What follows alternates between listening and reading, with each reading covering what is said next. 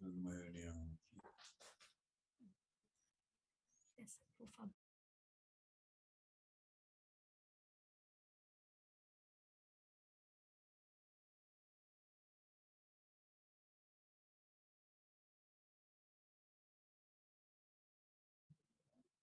Por favor.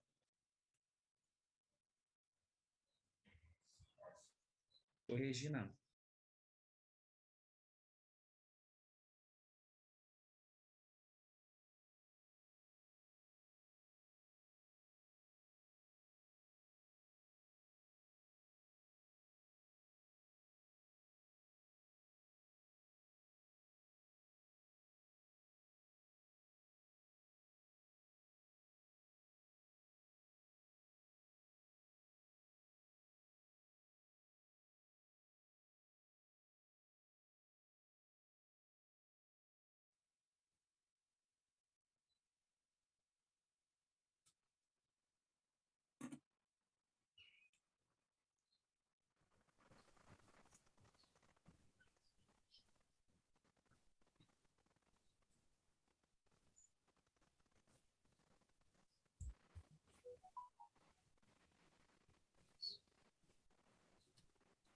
Bia, e aí, como é que estão os trabalhos?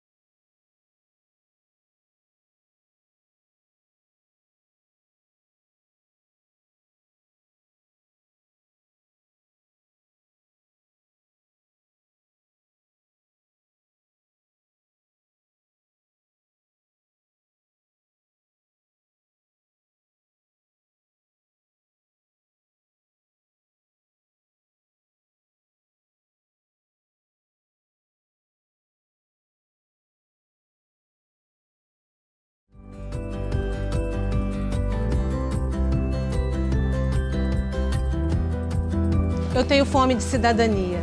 Eu tenho fome de ajudar. Eu tenho fome de fazer a diferença. Eu tenho fome de levar esperança. Eu tenho fome de inclusão.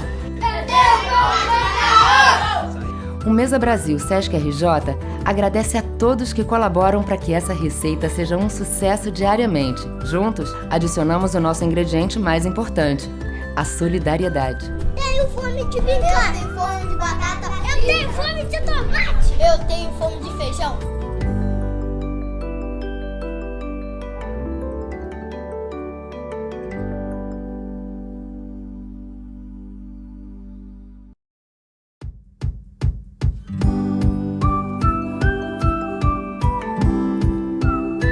O Mesa Brasil Sesc RJ é uma rede alimentar contra a fome e o desperdício, que tem uma receita muito simples: promover cidadania e melhoria na qualidade de vida das pessoas, levando de quem pode doar para quem precisa receber. Uma verdadeira rede solidária que motiva a todos.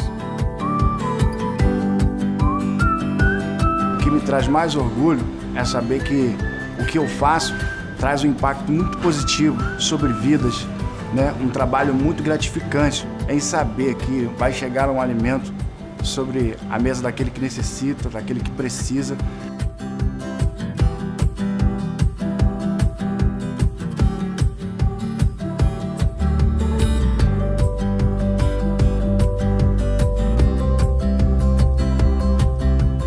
O trabalho começa com a ajuda de doadores e empresas parceiras, que repassam ao Mesa Brasil Sesc RJ os alimentos excedentes ou fora dos padrões de comercialização, mas que ainda podem ser consumidos.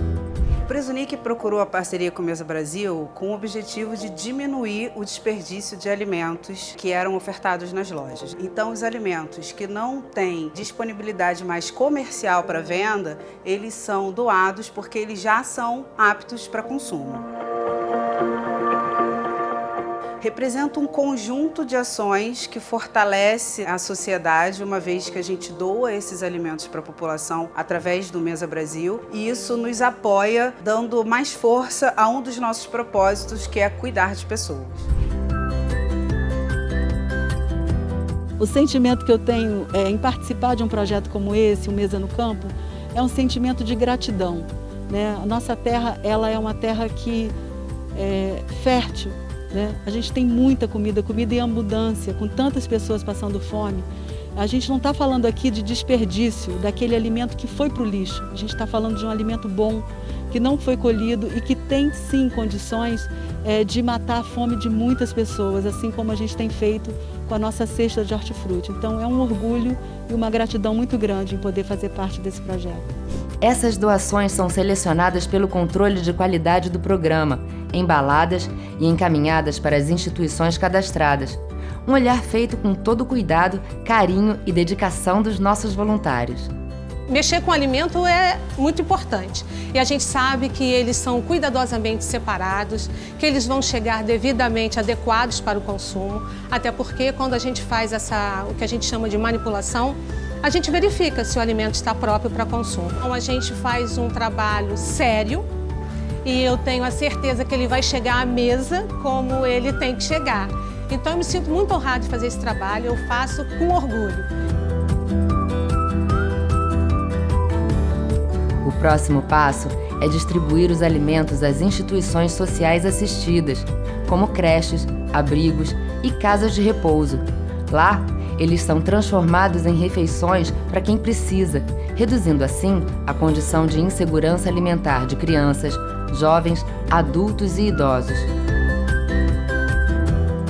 Com os alimentos que a gente recebe, a gente consegue economizar, né, nas compras, gerando uma economia que nos possibilita, por exemplo, recentemente nós adquirimos mesas novas, né, porque a gente estava com déficit, as crianças vinham justamente para fazer as refeições, as atividades de estudo, e a gente tinha falta dessas mesas e cadeiras. Então, com a economia, a gente já conseguiu comprar essas mesas e cadeiras. Conseguimos também comprar alguns brinquedos que eles utilizam nas atividades de recreação. Então, na manutenção da casa, a gente consegue reverter essa economia para diversas coisas. E para temperar ainda melhor essa iniciativa, o Mesa Brasil Sesc RJ leva também ações que promovem as boas práticas de higiene, o combate ao desperdício e o aproveitamento integral dos alimentos, estimulando assim a criatividade na elaboração de receitas e cardápios de baixo custo. São cursos, oficinas e palestras que multiplicam o conhecimento, capacitam os profissionais das instituições atendidas e ainda ajudam a complementar a renda dessas pessoas. Esse movimento integrado ajuda a tirar milhares de brasileiros da situação de vulnerabilidade todos os anos. Um trabalho de equipe que ajuda a acabar com muitas fomes, como a de inclusão, cidadania e desenvolvimento social. Eu tenho fome de cidadania. Eu tenho fome de ajudar. Eu tenho fome de fazer a diferença. Eu tenho fome de levar esperança. Eu tenho fome de inclusão. O Mesa Brasil Sesc RJ agradece a todos que colaboram para que essa receita seja um sucesso diariamente. Juntos, adicionamos o nosso ingrediente mais importante, a solidariedade. Tenho fome de brincar. Eu tenho fome de batata. Eu tenho fome de tomate. Eu tenho fome de feijão.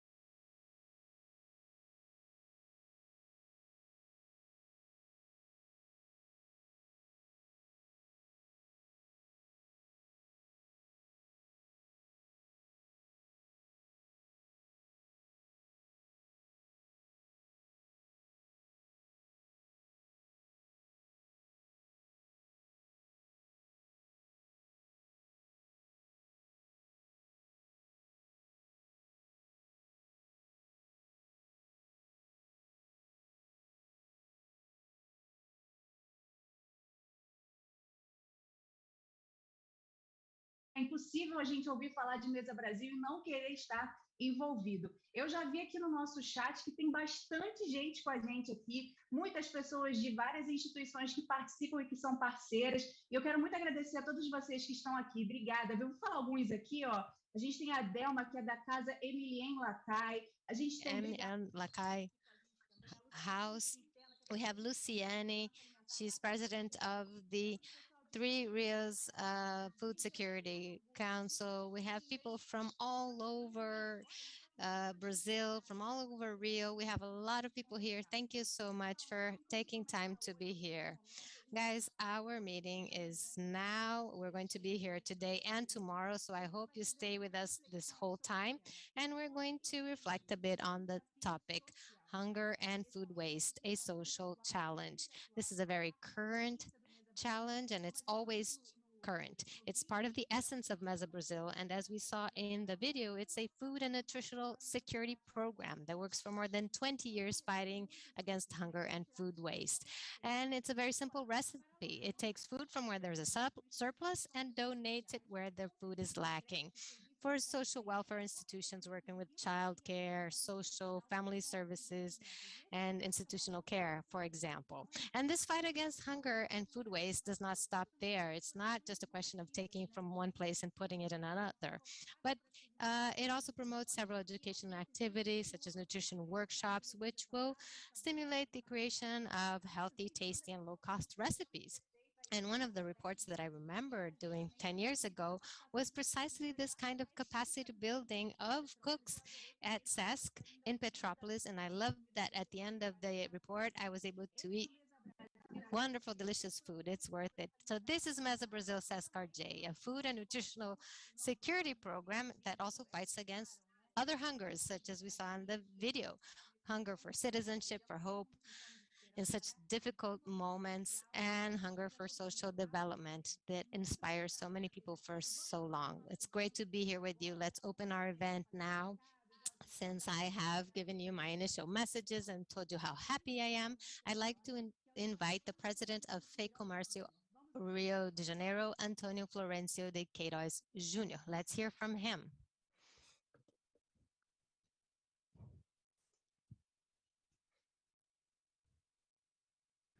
Bom dia! Inicialmente, gostaria de expressar a minha satisfação por contar com a participação de todos neste evento que propõe uma troca de ideias e saberes sobre um tema tão importante, especialmente nos dias de hoje. Falar sobre fome e desperdício, um desafio social, é falar sobre o desafio que move todos os dias o Mesa Brasil Sesc Rio de Janeiro.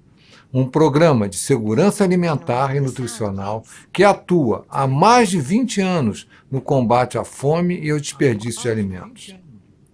Faz isso de diversas maneiras, seja recolhendo alimentos em perfeitas condições de consumo de empresas parceiras e doando para instituições socioassistenciais, seja promovendo ações educativas que priorizam o aproveitamento integral dos alimentos, ou ainda atuando de formas diversas em situações de emergência, sempre buscando o desenvolvimento social e alimentando a solidariedade. Exercer a solidariedade tornou-se ainda mais necessário neste cenário tão desafiador. Desde o início da pandemia, nos reestruturamos e multiplicamos esforços para minimizar os efeitos da fome no estado do Rio de Janeiro. Para isso, convocamos nossos parceiros e estabelecemos novas conexões com pessoas e empresas que abraçaram a nossa causa e seguiram conosco nesse propósito. Aumentamos significativamente a doação de alimentos e realizamos diversas novas ações como, por exemplo, a nomeação de 20 embaixadores Mesa Brasil, que irão atuar como multiplicadores e reforçar essa corrente de solidariedade no interior do estado do Rio de Janeiro. Desde o início da pandemia até agora, o Mesa Brasil Sesc Rio de Janeiro já distribuiu mais de 3.000 toneladas de alimentos pelo nosso estado. E continuamos trabalhando para que esse número aumente e para que possamos levar esperança e transformar mais vidas todos os dias. Convido a todos para refletirmos juntos e, desde já, agradeço a presença e a contribuição de cada um de vocês. Sejam bem-vindos ao Fórum Internacional Mesa Brasil Sesc Rio de Janeiro. Welcome to the International Forum, Mesa Brasil Sesc Rio de Janeiro.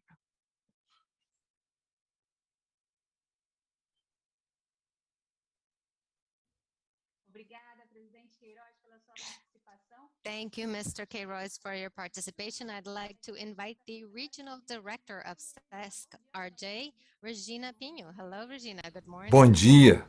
Good morning. Welcome, everyone, to the International Forum, Mesa Brasil Sesc Rio de Janeiro, Hunger and Food Waste, a Social Challenge.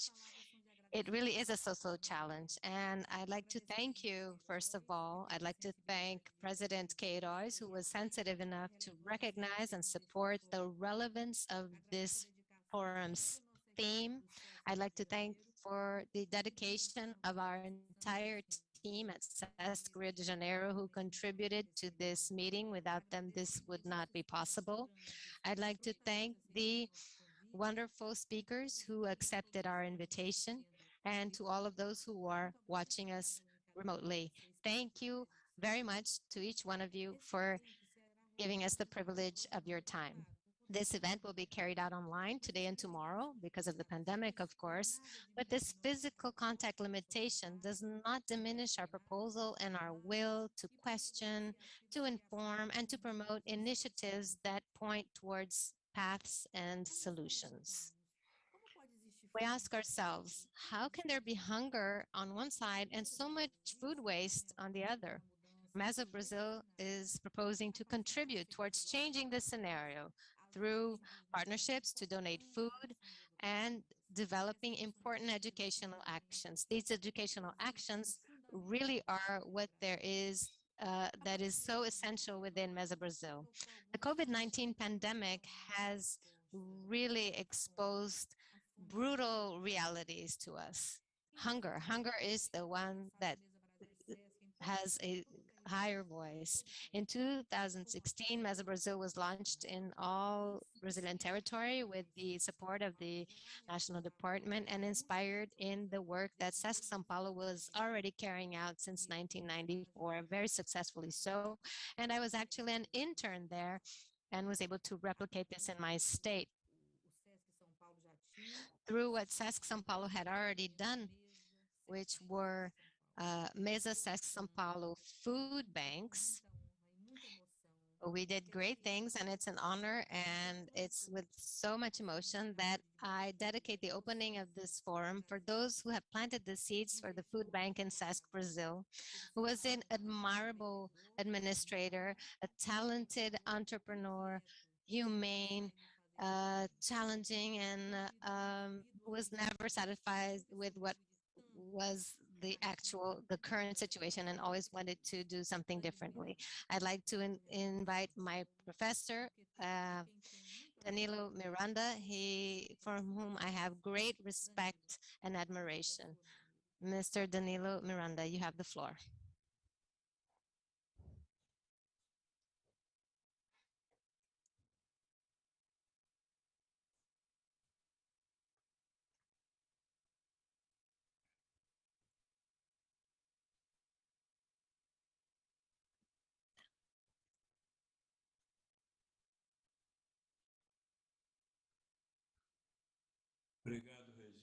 Thank you, Regina.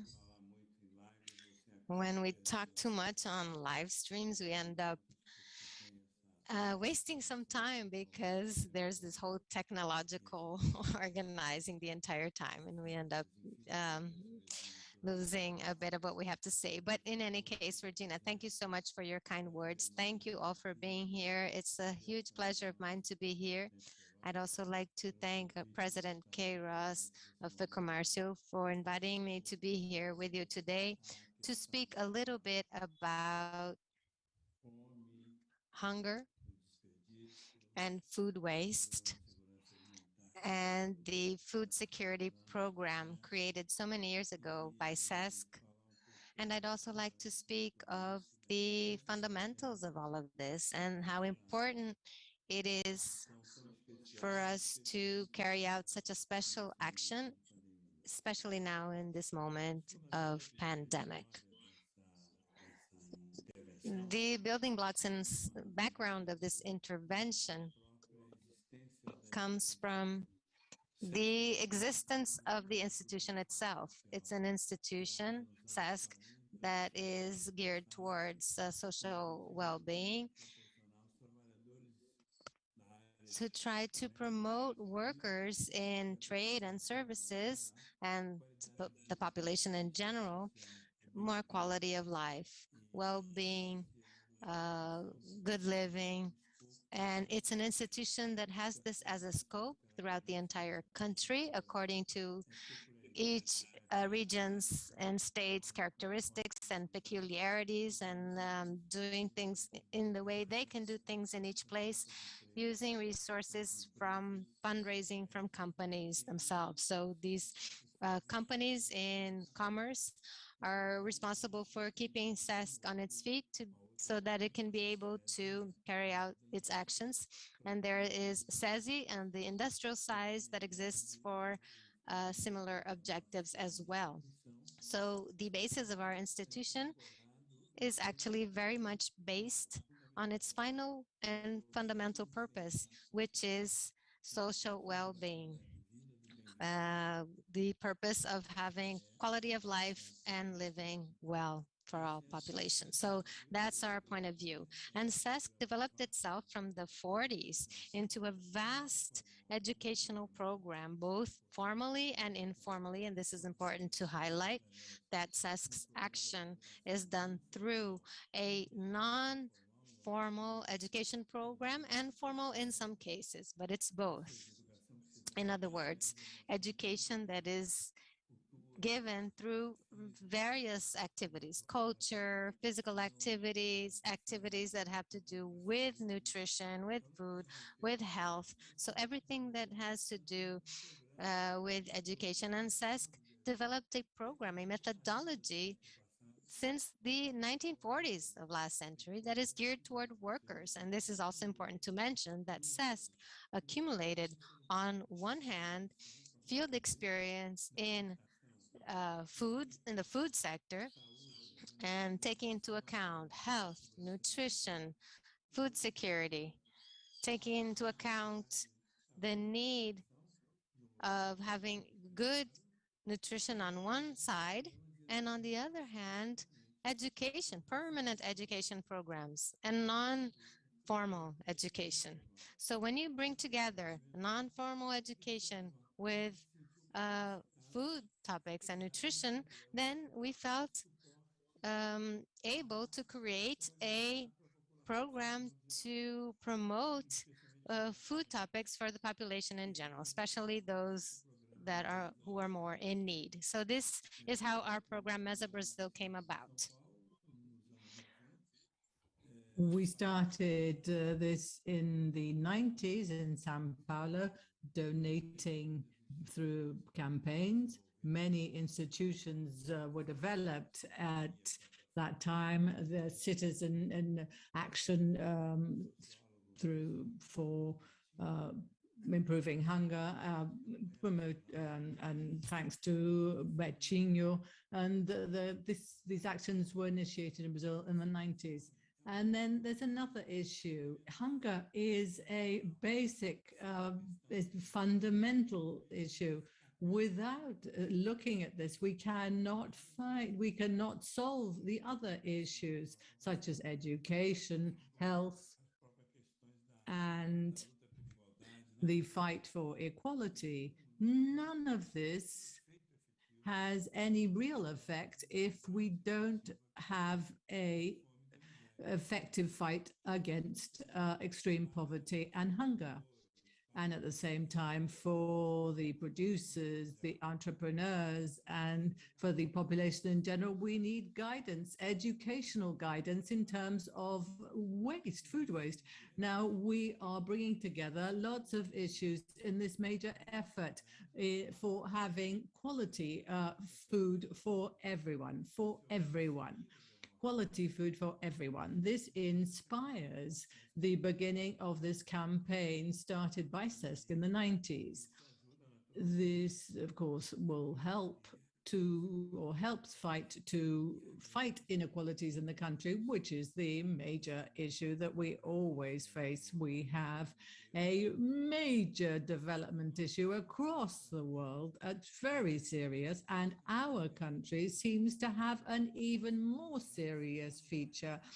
Inequalities occurs in a country that produces food. Brazil is a major food producer, one of the largest in the world, and nevertheless, there are very, very serious food inequalities. So inequalities occur in several ways: economically, socially, culturally, and in also the food inequalities.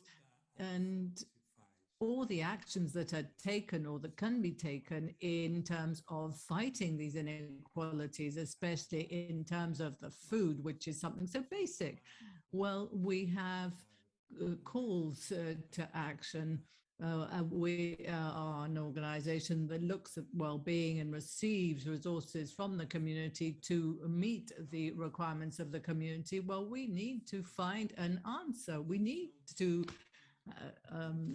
provide answers. So Sesc Action since the 90s focuses on this idea that is so clear of fighting hunger in an organized way. At the time when Pacio started the campaign, there was a major effort undertaken in Brazil, major actions against hunger undertaken. I think it's good to take different actions against hunger, many based on events, moments, campaigns. These are all important to create a mindset, to create a global idea on this. Now, what is more important are permanent actions, things that can be long-lasting and can have to do with a more structural, complete, profound work in depth. At the time, we were able to help in some campaigns, and we realized that it was necessary to go beyond with permanent actions. And then in our case, in our regional Sesc in São Paulo, we structured an action called Mesa São Paulo, which was the embryo, together with other efforts undertaken in other parts of Brazil and also by Sesc, actions linked to food and also focused on populations in need. And we brought all this together and created a program called Mesa Brasil, which translates as Table Brazil, which was more widespread in all the capitals, the regions, and across Brazil.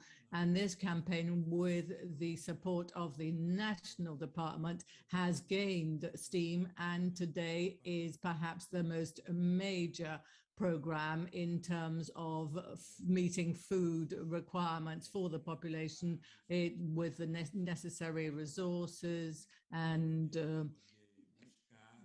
own strategies, looking for storage and distribution in an adequate manner. This program has some features, of course, that are specific.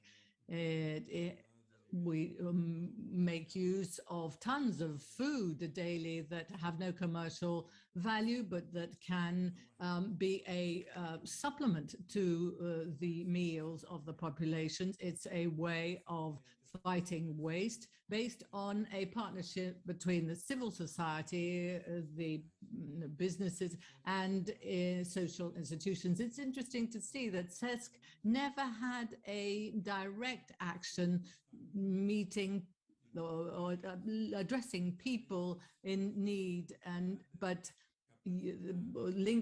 the actions were linked to institutions that were registered and supervised by Sesc, that would meet these requirements. So we look for food, or the food is looked for where it is in excess along the production chain, and the food is taken then to where it is needed. Many supermarkets, suppliers, municipal markets, different parts in the agricultural production chain in the different areas. And we also have some service providers who were willing to contribute with the necessary services. For example, a major company that provides deliveries. Today we have special companies that do this, and this provider was willing to help us in delivery right from the start, and it is still a great contributor to our program in Sao Paulo to this day. It is not exactly a production company or a food production or food distribution company. It is a company that delivers orders and that has couriers and delivery people across the country. It has an organized logistics infrastructure, and this company provides services to Mesa Brasil here in Sao Paulo in a spontaneous way with its own staff trained to do this, especially right from the start. It is an important part of our program. And there are also specialists in food specialists and biologists who take part, biologists who know a lot about food and who help in training in development, because the educational aspect, which was stressed just a short time ago, is basic. It's no good just delivering the food. We need to work on the educational aspect to guide the communities, to guide the parties that receive the food about how to prepare the food, how to make better use of the food and store it better, how to distribute it better, and how to serve it in an appropriate fashion. And also there is an interesting aspect. We call it mesa or table, which was inspired by people across the world. And we don't just call it a food bank. Why table? Because it is on the table, across the table, that very often there is a meeting, not just in terms of feeding, but in terms of studying, working together, and getting on. So the table is more than just a place where the food is placed. Food, mesa or table, is an educational aspect as well for all the chain involved. It's also interesting to observe that it's not just educational for the person who receives or prepares the food, but it's educational also for the person who donates the food. We are guiding companies about how to prepare the delivery of the food better, what kind of food it is, what are the issues behind all this. Brazil, for example, has an incredible advantage from the point of view, especially on the international stage, because we have a food guide that was created in 2014 for the population. It provides guidance on food for the whole population, what healthy food is, what is food that should be avoided or eaten just carefully, little in quantities. This is important to observe this because not always the food industry, does the food industry manage to be in tune with the principles of good food. So we need to improve the knowledge on this, and we'll see, to be perfectly frank, there are some issues and well, I'll be frank, we have sometimes to refuse to receive certain food because it's not adequate to be distributed. It can bring about certain problems and also health problems. This is sensitive. especially the so-called ultra-processed foods. So for this, we have a food guide that was published by the Brazilian government some years ago that guides us in a very clear way based on Brazilian habits, because the food guide takes into account the cultural side of the food and also the territorial production. And of course, this is slightly more sophisticated, but this should also be taken into account. So we deployed this program since 1994. The program has grown a great deal, has been developed, has very special characteristics. Today we have infrastructure here in Sao Paulo that is very broad, and in Brazil even more so. In Sao Paulo we have over 50 vehicles that deal with this, 200 people in the Sesc units. Well, we have 20 Sesc units in all the state of Sao Paulo that work on this program, taking the food to picking it up and taking it to the different institutions. And during the pandemic, it is urgent, it is essential, crucial, and basic now, because many people had to face more serious problems during this period. We have a series of new numbers, figures that are important in terms of what we should, that should be actually considered, but I don't want to tie you with figures and reports.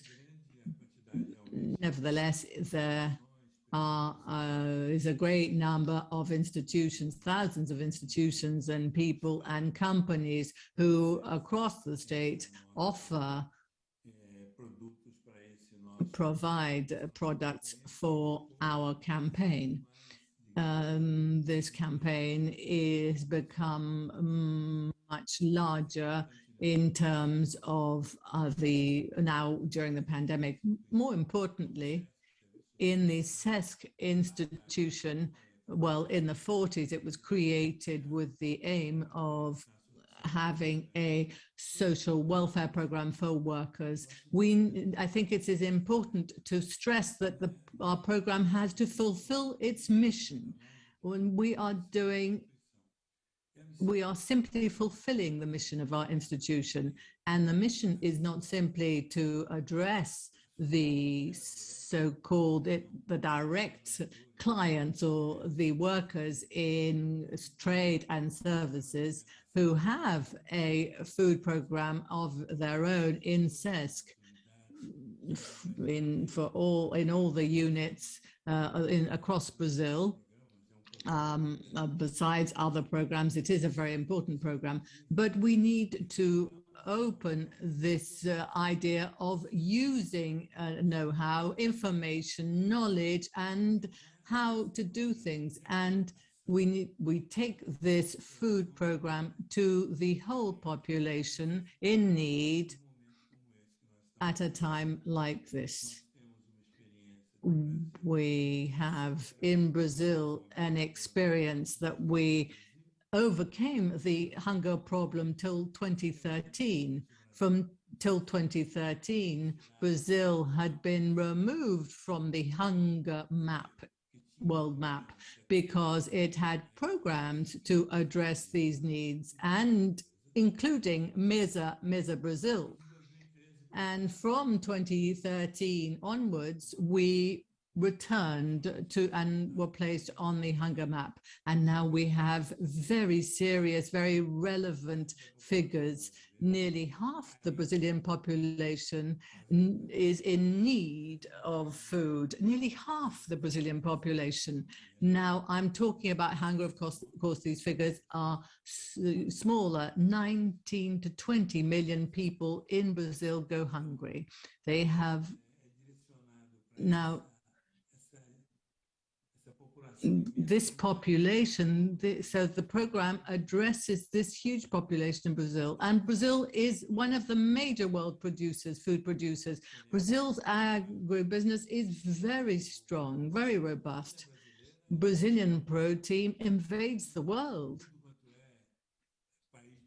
And all countries across the world have Brazilian proteins produced here, proteins and grains.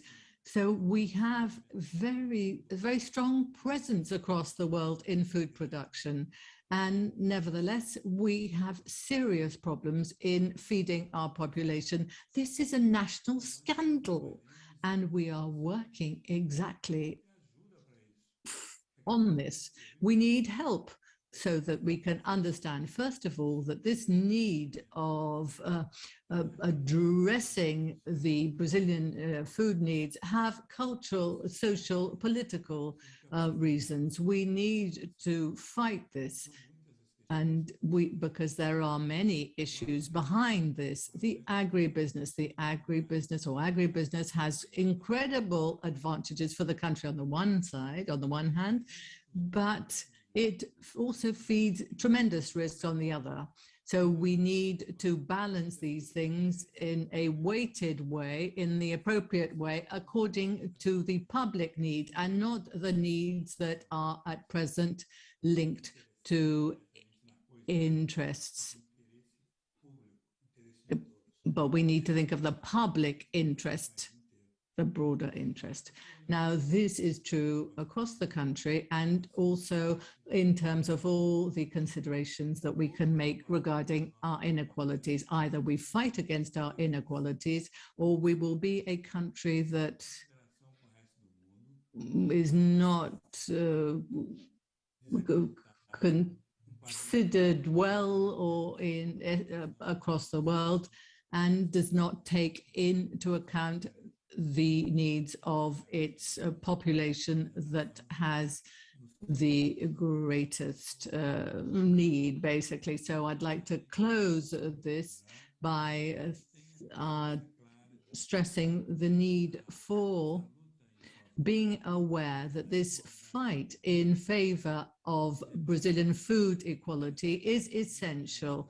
And based on this, other inequalities, economic inequalities, racial inequalities, gender inequalities, and other inequalities of all sorts will also can also be fought against in an appropriate way, as long as we, first of all, tackle the food inequality in Brazil. Thank you very much, Regina. It is of great satisfaction to me to be here with you. Thank you.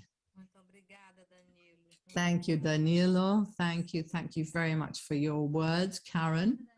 Thank you, Danilo. Thank you, Regina. Now we're going to go to our first panel in this event. And as our event says, it's international, and to talk about solutions and innovations to reduce food waste and loss. We would like to invite Food Nation CEO Liz Walbaum, the Regina Pinho, who is here for Sesc Rio, and the CEO for Green Rio, who's also a mediator or moderator here in this panel, Maria Beatriz Martins Costas.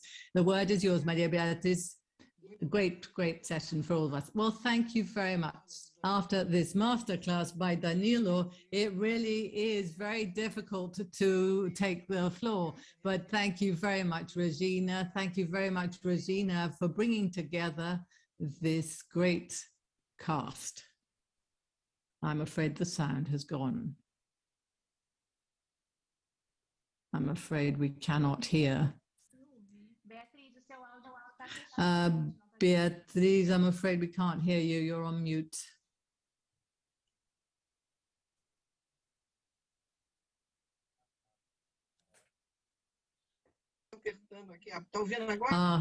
Can you hear me now? Yes, we can.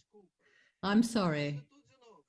So I'll start again. After this wonderful masterclass by Danilo, it really is difficult to carry on and take the floor. I'll continue. Regina, first of all, I'd like to thank you for your inspiring and encouraging words. It really is an enormous pleasure to be a moderator here on this panel, and we're bringing together Liz and you, and I'm not going to talk about Sesc because Presidente Queiroz and Danilo and Regina have talked about the relevant role of Sesc or Mesa here Brazil for Brazil, I would like to stress the admiration I feel for everybody who works in this solidarity chain. I'm even moved that has always helped people during the pandemic. Thank you very much to each of you. Thank you, Lizzie, CEO for Food Nation. Thank you very much for accepting the invitation. For those of you who do not know Food Nation, it's a private initiative established by the Danish government, a cluster that covers all the food chain, including food waste and loss considerations. You'll understand why Denmark is a reference for excellence and the sustainable food production. Regina and Lise met in 2019 in Copenhagen, and now I'd like Regina to give welcoming words to her friend, her colleague here on the table. Bom dia, bom dia. Bom dia, Lise, querida. Good morning, Lise. It's great to remember 2019, which was such an important moment for us. I hope you know that. You welcomed us with such kindness, with such professionalism. And when we were there, we really learned a lot from you, and we exchanged a lot of ideas. And we invited you to come to Brazil. You are actually here with us, but we hope that you come physically as well to visit our country and to see our food bank, which is extremely important to us. We've been taking huge steps, but as Danilo said very well, we still face a lot of hunger here, and this concerns us. In addition to being a source of concern, it's also a source of motivation and incentive to work even harder in fighting hunger and fighting food waste as well, through actions that are quite essential, that are social educational. We need to change habits. That's very important, and we do this through education. So Liz, darling, welcome so much among us. It's always a huge pleasure, and it's wonderful to talk to you and relive that week we experienced, which was so productive to us in all sense of the way. It was so friendly, so kind, and so welcoming. Lizzie, you have the floor. Thank you and welcome. Thank you very much, Regina, and thank you very much, all of you. It's a pleasure to be with you here. But I must admit that I'm looking very much forward to the day where I can meet you in person in Brazil. So right now, I just feel that I need to thank you all for addressing this important theme that you are today, the paradox between hunger and food loss and waste. So it's just such an important work that you're all doing, and listening to all of you these last minutes, it has been really inspiring, as it was when we met in Copenhagen at the World Food Summit in 2019. So thank you very much for keeping up that motivational work, and also for inviting me today. I would like also to highlight the importance of meeting up just today, because today is the International Day of Awareness globally of food loss and waste across the value chain. So it is this International Awareness Day, and this is why it's so important that we are here together. I would also like to let you know that in Denmark, we have turned this International Day also into a National Day of Awareness. So today in Denmark, we have had a lot of activities going on, focusing on what to do to reduce food loss and waste, and what impact it can have for a lot of people when we succeed with this reduction of food loss and waste. So let me just take the opportunity to share a few slides and sharing some of the experiences that we have been doing in Denmark. And doing that, I really want to highlight that the key is that we share experiences across nations, because this challenge, this paradox that you are addressing today is so huge that if we do not share experiences across nations, we will never succeed in solving this paradox. So now I will share my screen with you and get a little bit closer to how we work from a Danish perspective with the food loss and waste, how to reduce the food loss and waste. So as we already heard, Food Nation is a branding consortium. It's a not-for-profit public-private partnership, and we are promoting Danish food clusters, competences, products, and solutions all around the world. So if you want more information after today, you are always welcome to reach out. And just to make a short note about where am I right now. So I'm in Denmark, in this small country in the north. It's quite cold here today. I can tell you it's gray, it's raining, autumn is coming up. So I would really like to be where you are right now. And make this a standing invitation for you as well to come back and experience Denmark again, maybe next year when we have the World Food Summit again. But let's zoom in just once again, touching upon the challenges that we are all facing, and which is summed up in the United Nations Sustainable Development Goals, the 17 Sustainable Development Goals.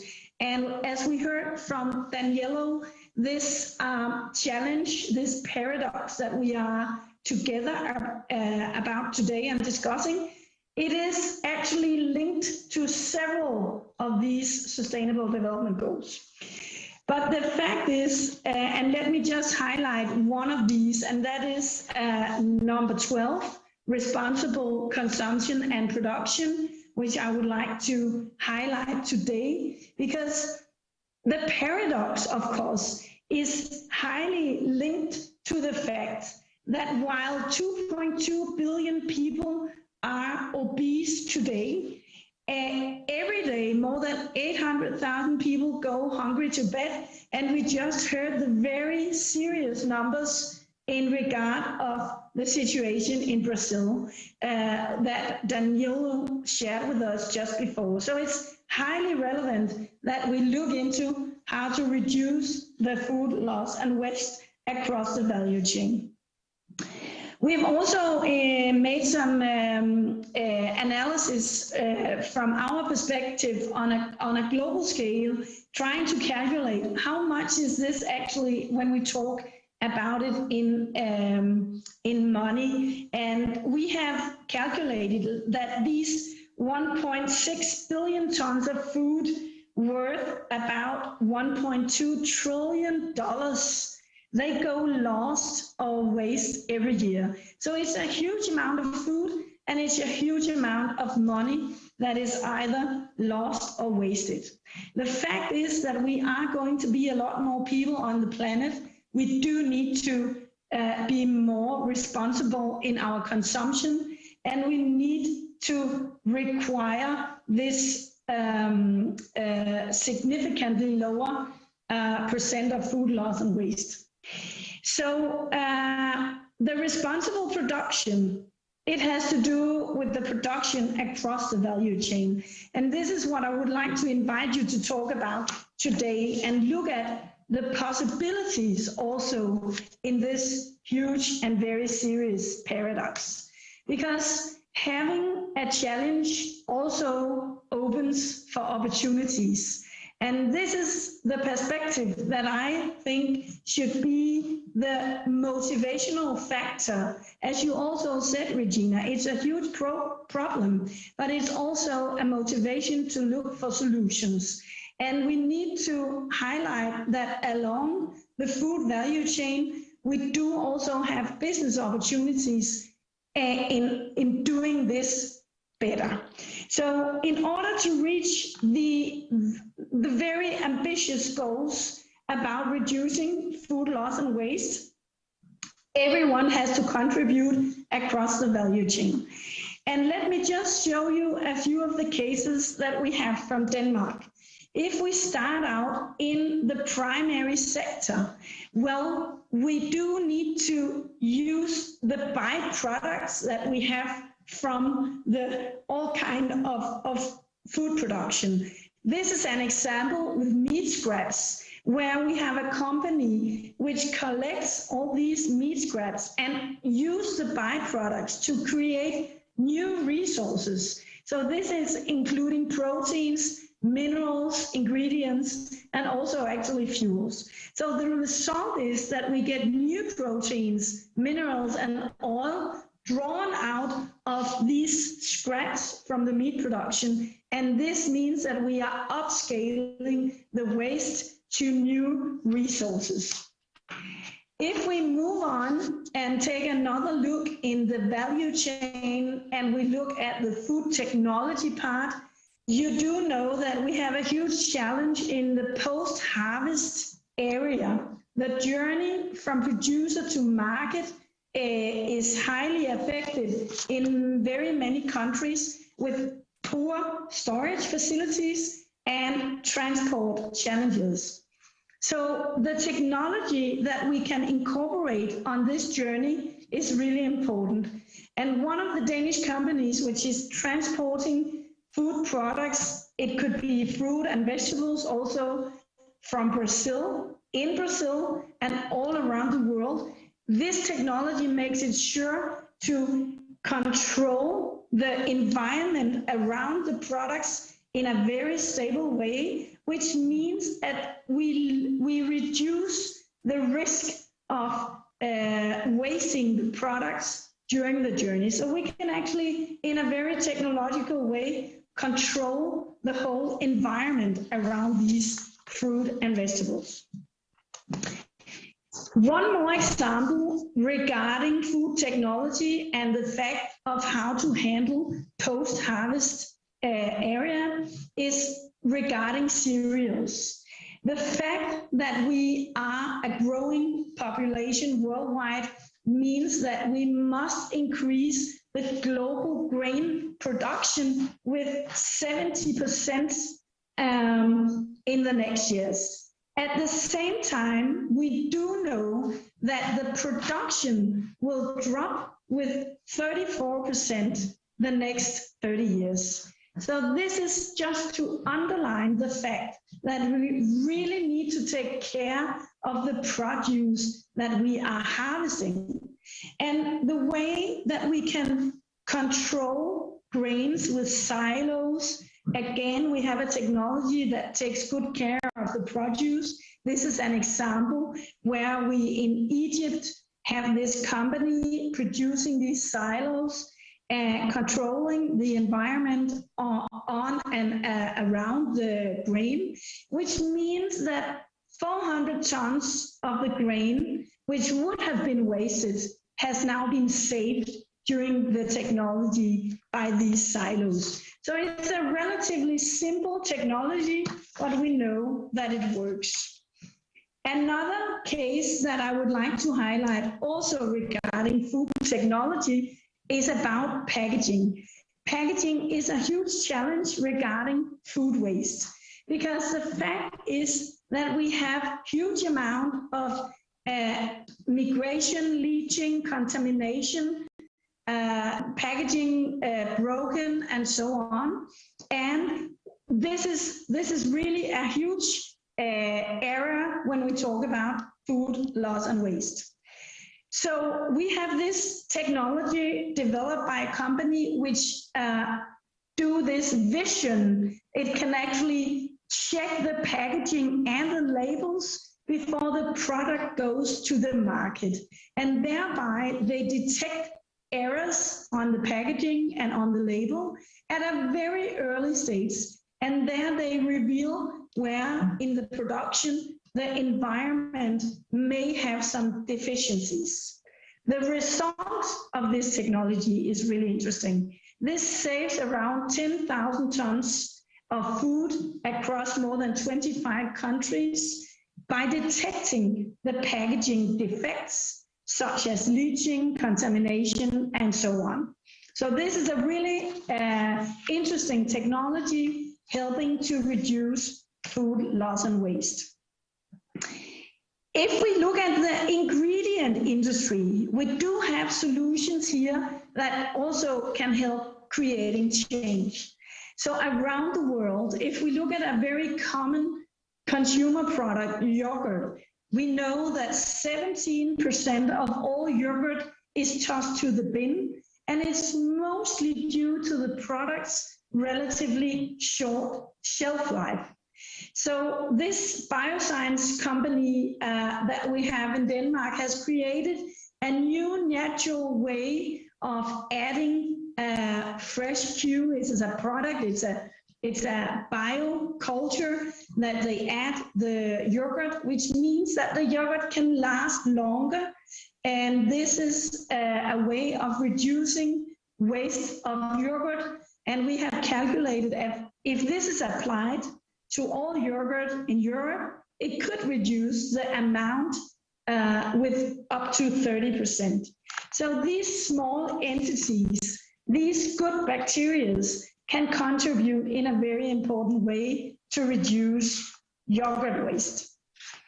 Moving on to a more digital part and how to help the consumer is the digital way of also educating consumers, as you were all talking about.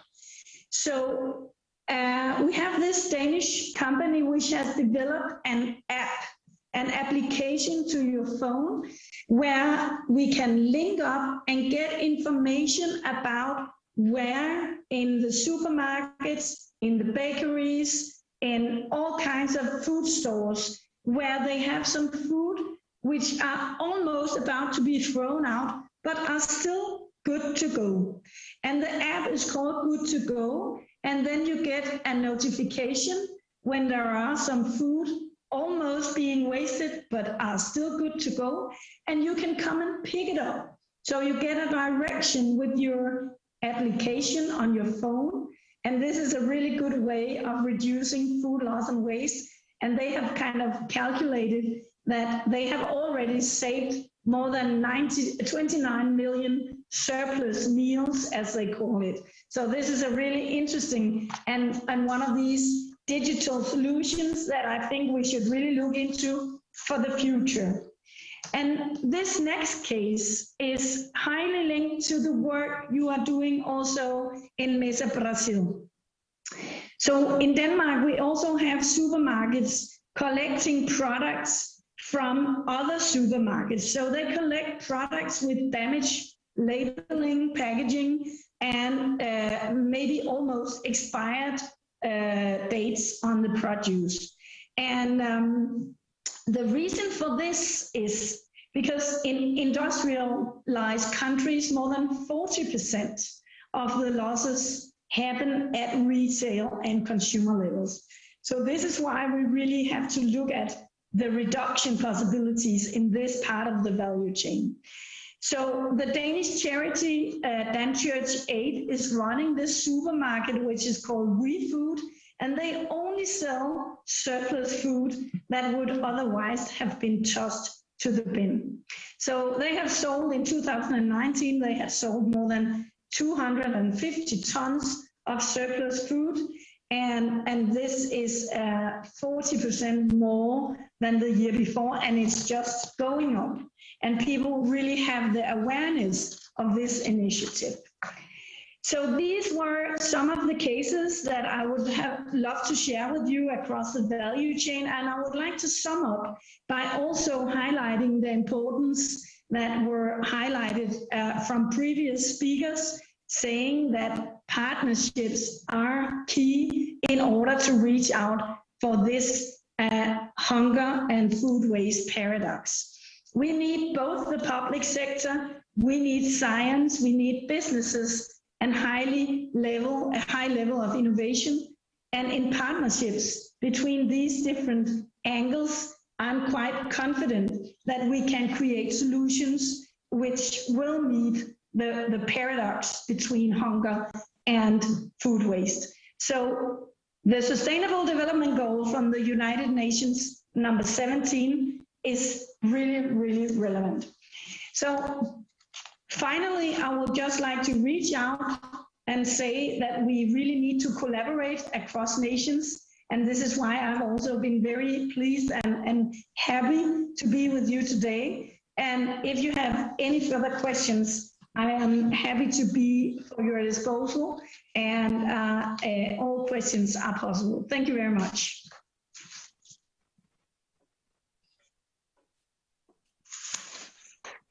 Obrigada. Thank you, Liz. Obrigada, Liz. Excelente. Thank you, Liz. Thank you very much for your excellent presentation. As usual, an excellent presentation. And I'd like to remind you all that today is the day, the Awareness Day in terms of food waste. And you reminded us of the need for awareness. We need to bring the consumer into this partnership. So I would first like to say, I'm still thinking about Daniela's masterclass, but I think it's important to mention Josué de Castro, because his book, The Geography of Hunger, well, this is really, it talks about the scar of hunger, the plague of hunger. I think it's unbearable. We can't pretend that it doesn't exist. And that is why this forum is so important and so relevant. Now, that having been said, I would like to carry on making remarks about your presentation. I think that when you talk about technology and the partnership with technology, that's so welcome. And when you showed us the silos that make use of the grains that are wasted, and so you also talked about waste in the rural areas.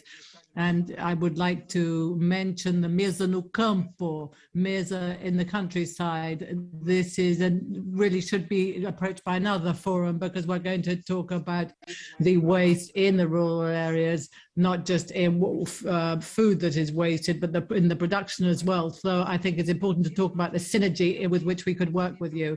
And if we really wanted to halve the loss and the waste, which is a goal in a sustainable development goal, we need to see where it occurs and what the solutions are. So the Food Nation and Mesa Brasil and Mesa Campo partnerships are essential.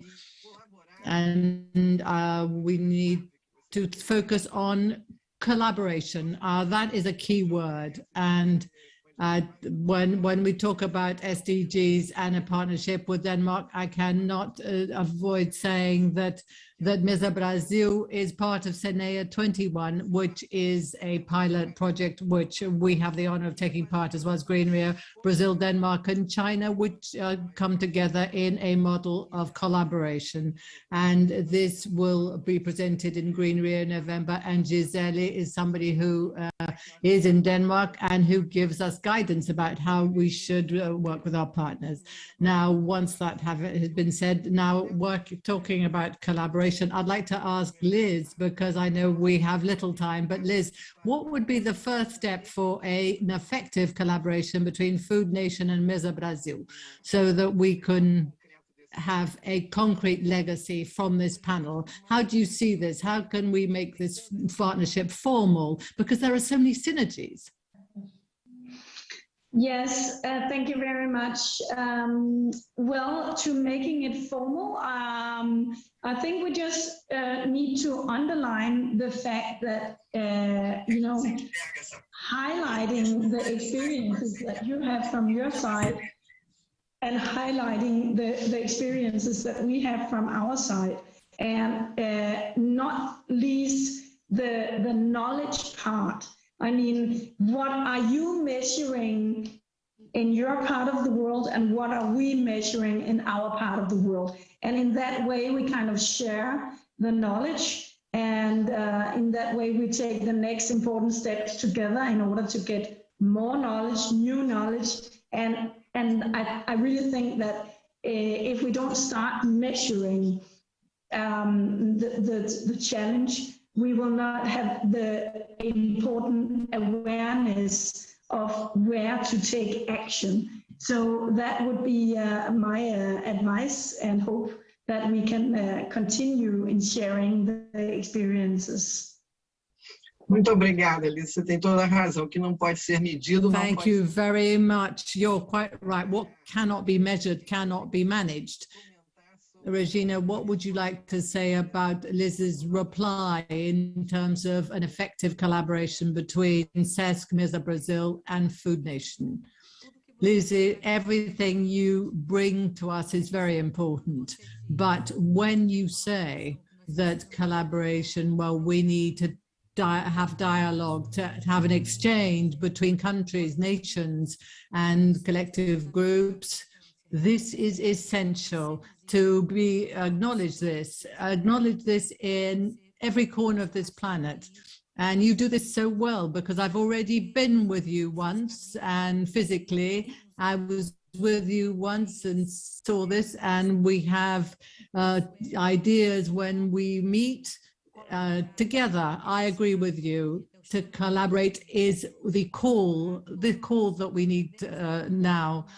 And to collaborate together, all of us, despite the seas that keep us apart, we nations, we individuals, we planetary citizens need to collaborate. This is really important, and we are at your disposal.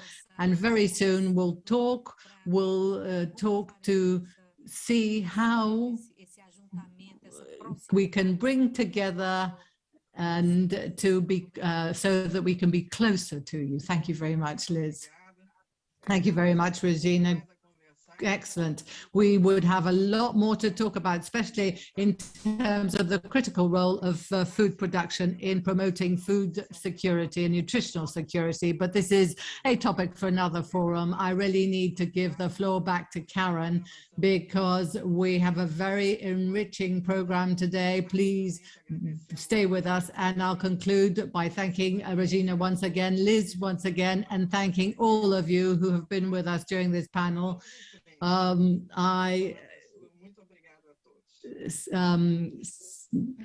you very much. The word is yours, Karen. Well, the first conversation was great. We have programmed with names that will keep the level going. We're not going to lose our pace. Now we have another panel on the challenges and opportunities for reducing food waste.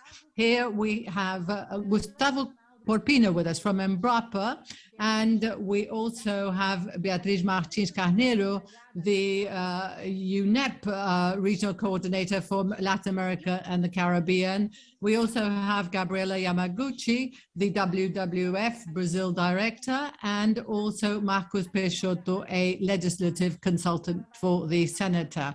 And moderating the panel for Embrapa, we have Aline Bastos. Are you with us, Aline?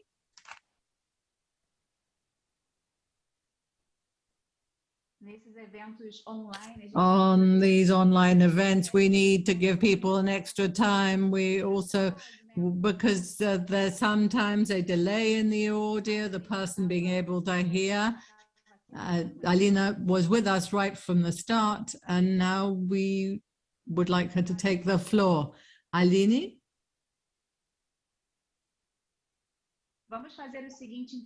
Let's do the following then. I'm going to give the floor, following our program, I'm going to give the floor to Gustavo Porpino because he's here with us. Gustavo, can we start with you then?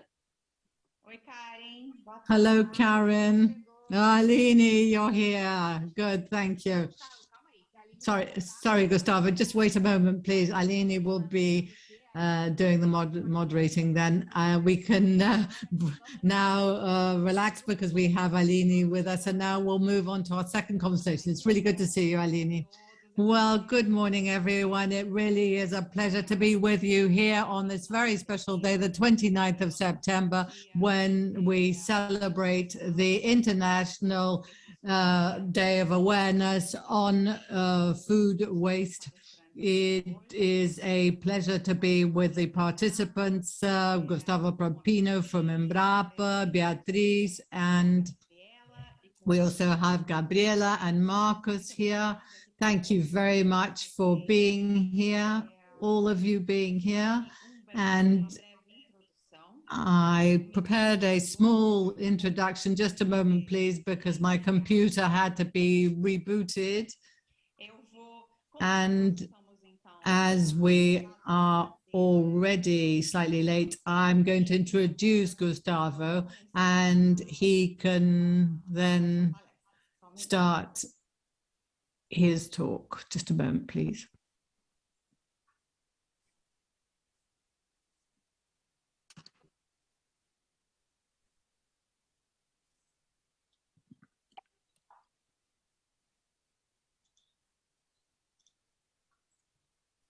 Bom, Gustavo Porpino, Well, Gustavo Porpino has studied management and marketing in Getúlio Vargas, São Paulo. He was a visiting professor in Cornell University, where he carried out food consumption research. Before working for Embrapa, he specialized in Kingsland in University in Australia, and he has a management degree in the Universidade do Norte. He now is part of the research and development team in Alagoas for Embrapa. He has led two projects on food waste, and he was also on the technical committee on food loss and waste, coordinated by the Social Development Ministry. He takes part in different initiatives by FAO, WWF, and the United Nations. He is married to Simone, and now who also works on preparing creative dishes and has published a book on this. I give the floor to Gustavo. Oi, Gustavo, nos ouve? Hello, Gustavo, can you hear us? Nós estamos com alguns probleminhas. We seem to have some technical problems. Well, I'm going to introduce myself then in the meantime. I have already been introduced, but I'm going to say that I'm Aline Bastos. I work for Embrapa. I am a communications analyst since 2010, and Embrapa gives support to this forum and this event, the Sesc Mesa Brasil Forum, and in the past few years it's been promoting different actions and debates all along the food chain about the importance of this topic, about the importance of debating on solutions regarding food loss. Last year, we also had a live, and on this important day, the 29th of September, the Day of Awareness on food loss and waste. It was an initiative by the United States in 2019, and it is committed to the SDG agenda. Now, these goals should be implemented by 2030, and we would like to stress SDG 12.3. This has already been mentioned by the other panelists. The idea is to reduce by half the food loss, and also food loss by after harvesting by 2030. According to the FAO, about a third of food produced in the world are wasted or lost. This has already been said. It represents over 1.3 billion tons per year. Over 800 million people in the world go hungry or have a situation of food insecurity. In the Pensan network says that 170 million people do not have permanent access to food.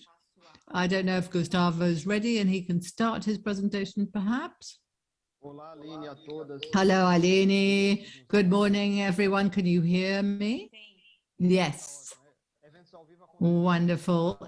Live events have these hitches. Thank you very much, Aline and Karen. I thank us for the invitation. I'd like to make a brief presentation. I'm trying to share my screen, and afterwards I will be a part of the debate with all of you. Can you see my screen? Yes, we can, Gustavo. Wonderful. Well, we're undergoing a moment that's extremely interesting when we talk about food loss and waste. On the 29th of September, today, the day of awareness on food loss and waste, this is a very timely moment to give more visibility to this agenda and to put into practice actions and opportunities that are so many in a country such as ours, Brazil. A little over a week ago, during the United Nations General Assembly held in New York, there was a coalition on food loss and waste, so that we can reach SDG 1213 for halving food loss and waste by 2030. Brazil is one of the signatories of this global coalition.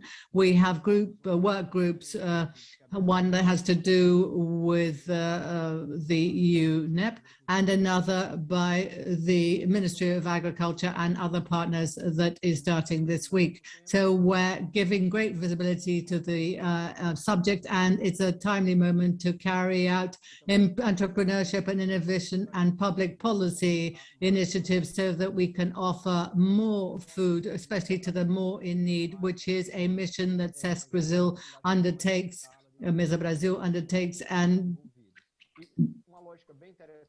very important reasoning is that we have to think of from bringing from the field to the table. And we need to undertake different actions on the different links of the food production and consumption chain, so that we can think of the food systems, the circular food systems, bringing together the need of reducing food waste and loss, and also fighting hunger. Now, there's agricultural regeneration initiative and different kinds of initiatives. The vegetables should be produced closer perhaps to cities so we can reduce the loss in the inadequate transit or transport of vegetables. And it's very important to think more about how we can reduce or make use of the food surplus, rather. And we need to make healthy food available to the more in need. The first point has to do with retail, traditional retail. We have to look at the food waste in supermarkets in Brazil and see what can be done with the surplus, part of the surplus that is still safe to feed, with which we can feed the more in need. So how can we have donations so part of what is being wasted can reach the table of those who go hungry? So 80% of the waste of the food is perishable, especially fruit, vegetables, meats, and fish. Abras makes an annual survey of this information. We see that tomato, potato, bananas, oranges, and onions in this order are the most wasted foods in terms of volume. If we think of the tomato production chain, there is a lot of waste of tomatoes in open air markets in Brazil. There are thousands. In Sao Paulo, we have over 800 markets in Sao Paulo, open air markets. In Cealas, there's also a lot of tomato waste, and we also have waste in the medium-sized supermarkets and large supermarkets. So that's information regarding tomatoes, but there are other things for which we need to take action. We need to think about how to make use of a part of what is being wasted. It's also important to see that 47% rather half the supermarkets in Brazil are not part of food donation programs.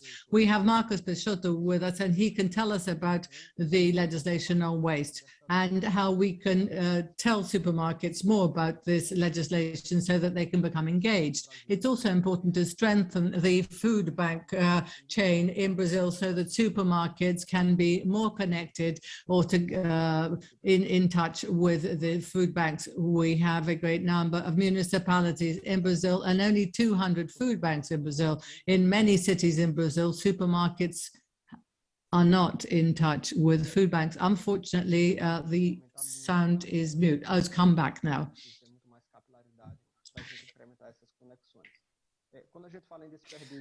When we talk about food waste at the consumer side, the most recent piece of data we have is one from Embrapa and FGV from 2018, presented in several forums, including Sesk's International Forum 2 years ago, is that we have an alarming scenario of around 129 kilos wasted on average a year per family. So some families are under this average, some are above, but it's important for us to take into account the context of this pandemic in which we did have a change in consumer habits in terms of which kinds of foods were most wasted. Given the price of rice and beans increased greatly in the last 2 to 3 years, this was also reflected in less consumption of rice and also of beef, which today we have in Brazil the lowest per capita consumption of cow beef in the last 25 years. It's natural that if such a simulation was run today, we would see less waste probably of rice, beans, and beef. But this has to be validated. The fact is there is still waste. And when we evaluate retail, street markets, there are many opportunities for us to align these two topics, which is the reduction of food waste and loss and fighting against hunger. So these are key actors when we think of the whole value chain, in addition to the necessity of us still contributing to changing the food habits of consumers.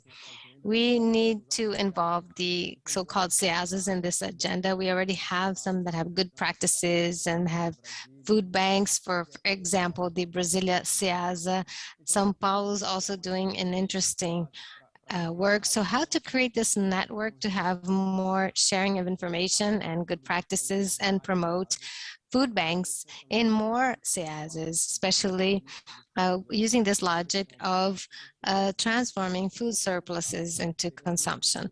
Another key player are the street markets.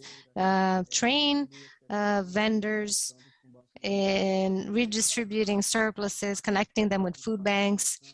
There's interesting work from NGOs such as the São Paulo Food Bank and the São Paulo city government working together with the street markets, but this needs to be more aligned to reach the real Brazil. Most of the municipalities in Brazil still do not have this kind of work of training street vendors and trying to redistribute food surplus from these markets. And finally, we have the traditional retail sector with two interesting audiences. First, the collaborators from retail itself. The Brazilian Association of Supermarkets already has a school, a national school for supermarkets, and it's interesting to think about this in a way of training more, of providing more training. And supermarkets who receive thousands of consumers daily also play a role in educating consumers. It's not correct for us to say that if there is less waste, consumers will buy less. That's not true. What international research has shown is that when consumers waste less, their groceries are more diverse and the average consumption more or less remains the same. So it's good for retailers, it's good for producers, and it's good for consumers who can try new flavors and have a more diversified diet. Finally, it's also important for us to talk about having a more positive communication. Instead of insisting on all the waste, all the volumes of loss, we should talk about why is it good to save food or reduce our waste.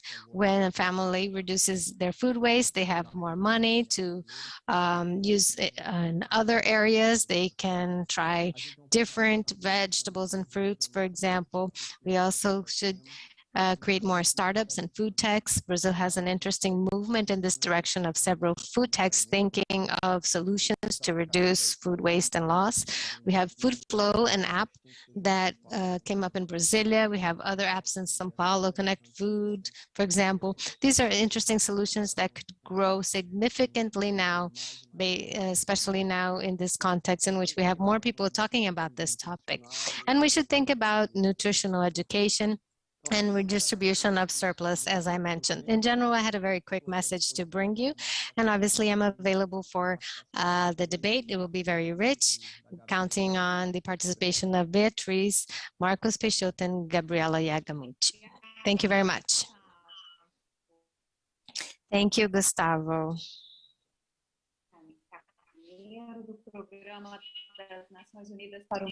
So we have Beatriz Martins Carneiro from the UN UNEP program.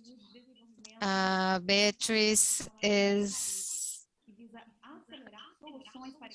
working for programs in Latin America and the Caribbean on consumption and sustainable solutions, sharing best practices and offering knowledge based on science, policies, and development opportunities and priority areas. Beatriz has 18 years of experience in environmental law and sustainable development. And during her career, she worked on activities related to policy design, implementation, and public policies, as well as institutional representation. She worked in several areas, such as sustainable consumption and habits, climate change, waste, and governments, private sectors, NGOs, and public organizations. She has a comparative law BA and his master's in environmental law. And I would like to give the floor to Beatriz Martins. Welcome, Beatriz. Thank you, Aline. Can you hear me? Yes, we can. And can you see my screen? Not yet. Yes, we can. We can. Great. Thank you very much. Thank you, Aline. I would initially like to say good morning to all my fellow panelists, and thanks Sesc Rio and Mesa Brasil, as well as Embrapa for the invitation today. Unfortunately, today, yes, it's a day of awareness of food loss and waste. So the agenda is very tight. I will not be able to stay for Q&A. I'll need to give my presentation and leave. I apologize in advance, but right now I am here with you. So I work in the regional office of UNEP in Panama, and I'm going to talk to you about the food waste index that we launched this year. As said in some of the presentations, loss and waste of food can help, while addressing them, we can help also address the sustainable development goals. In general, just to mention two of these sustainable development goals, we have Sustainable Development 12 that talks about zero hunger, and Sustainable or SDG 13 that talks about climate change, climate action. Also, 70% of water use and 30% of greenhouse gases are linked to agriculture as a whole. So you can see this, that food systems are really at the core of our challenge to reach the Sustainable Development Goals. So within these SDG 12, which is responsible production and consumption, as mentioned before as well, we have goal 12.3, which is actually a goal whose monitoring and following is shared by two UN agencies, FAO and UNEP.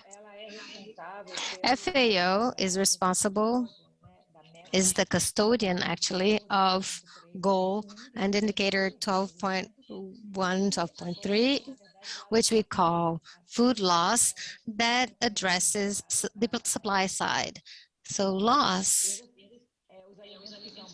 or food that is lost is considered in the supply chain, including post-harvest loss. And from the UNEP point of view, we are the custodians of food waste, which is 12.3.2 goal that looks at this topic from the demand point of view, from the demand side. So we address waste that occurs on the retail and consumer level. So restaurants, hotels, supermarkets, and homes as well.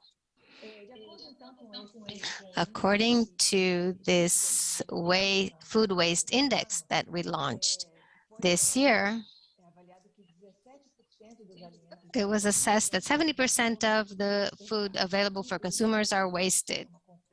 Sometimes these figures are confusing because we talk about waste and loss, but these figures are only for food waste. So they're not exactly the same figures as Gustavo showed and Aline as well. So 70% of the foods available to consumers around the world are wasted. 931 million tons of foods sold for homes, retailers, restaurants, and other food services were wasted in 2019.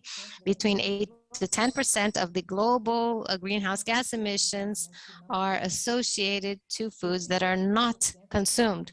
And 38% of the total energy consumption within the global food system is used to produce food that are actually wasted or lost. So here we have both waste and lost considered in this data. Food waste is concentrated at domestic levels. It is not concentrated in supermarkets and retails or in food services, restaurants, etc., but in homes. So this is a very important point because it brings the perspective from individuals in their compliance with the SDGs. What can we as individuals do in our homes to help reach the sustainable goal, 12.3? And this global study shows that on average, residences waste 74 kilograms per capita per year. And this is compared to the food services area that wastes on average 32 kilos and retailers wasting 15 kilos on average. So we launched a campaign today with several ideas on what we as individuals can do to contribute towards reducing food waste. Some of the ideas, for example, is to define one day out of the week where you're going to reuse whatever you have in your refrigerator, your leftovers, for example, and use creative recipes to use whatever you have instead of going out to buy more ingredients. Another idea is to separate a corner or a shelf in your fridge with a sign or even an imaginary sign to identify those foods that are closer to their expiration date or that are fresher foods that may spoil sooner. Another suggestion is when you go grocery shopping that you make a list and avoid large quantity sales and promotions unless they have a very, very long expiration date, which would be okay. But in terms of perishable, fresh products, avoid buying them in large quantities. And a lot of times this is actually stimulated by the promotions and sales. Share your leftovers with friends and neighbors, and measure your portions well, whatever is necessary for you to feed your family or those who are in your home. Try to grow a vegetable garden to complement your food supply, and keep your surplus from your vegetable gardens. Whoever has grown vegetables at home, they know that sometimes you produce a lot of the same thing that either you eat or you lose. So at that moment, when you have a lot of the same produce, think of donating that to your friends. Another important piece of data from this study is that domestic food waste is equally important in both developed countries and countries and developing countries. So we had here the example of Denmark, we had the example of Brazil, and we see that, and I'm not sure my camera is on anymore, but we see that the waste figures don't vary that much based on country income. Countries with high income levels, they waste around 79 kilos per year. A middle to high income country wastes around 76 kilos per capita per year, and a low income country around 91. So for those lower income brackets, we do not have enough data to compare. However, for these three levels, high, medium to high, and medium to low, we see that there's not a great variation there. In Latin America and the Caribbean, this figure is not that different either. It's a regional piece of data, and it's estimated that on average, 69 kilograms of food per capita per year are wasted in homes. However, we have a serious global problem, and even more so here in Latin America and the Caribbean, which has to do with lack of data. This study counted only on 7 sources of data from 4 countries, Belize, Brazil, Colombia, and Mexico. We did not have any data source for the Caribbean. And also there is a lack of data from the food services and retailers in our region. Also, the saddest part of this, and this was also mentioned before by my colleagues, is that although on average, globally and regionally, we waste so much food, 1 out of 3 young people today live in communities where there is food scarcity, and 1 out of every 6 do not have enough resources to buy food. This was a survey done in 2020, already considering the impact of COVID, and these numbers are even worse for indigenous communities. It was also mentioned here that in Brazil, the situation is quite dire. 77 million people do not have permanent access to food and long-lasting access. And as a global society, we're still wasting quite a lot of food that are still adequate for consumption. Just to finalize my presentation, this is from the UNEP, and also to address this issue of lack of data, we have created a regional group to measure food waste in Latin America and the Caribbean. This is part of the initiative that I coordinate, which is the global and regional opportunities for the SDGs, and the group has 9 countries involved, and it counts with the technical support of ONG REP, or the REP ONG, and global partners such as WWF, the IDB, and FAO, and in Brazil we have the confirmed participation of Embrapa Alimentos, of the municipality of Rio de Janeiro, the Ministry of Citizenship, and WWF Brazil. So this group is going to start its work now with the first meeting on October 22nd. And the idea is to train companies to reinforce the measurement of food waste and develop national strategies to prevent food waste. The last thing I'd like to say very quickly is to invite all of you to participate on the summit on food waste and loss on 2021, which will be carried out in November 17th and 18th. I don't have the link for registration, but just for you to keep an eye out for this. It is an event that is an initiative by the Inter-American Development Bank with the support of FAO, UNEP, and this year for the Ministry of Agriculture and Fishing from Argentina. Thank you for listening to me. This is the end of my presentation, and I wish an excellent continuation of this event. Thank you very much. Thank you very much, Beatriz, for your brilliant presentation. I think that these efforts to measure food waste in different Latin American countries using a same methodology is really essential so that we can move forward national and international policies to reduce food waste and loss. So we're now going to invite the director of WWF Brazil, Gabriella Yamaguchi. She is leader of sustainable consumption in Brazil.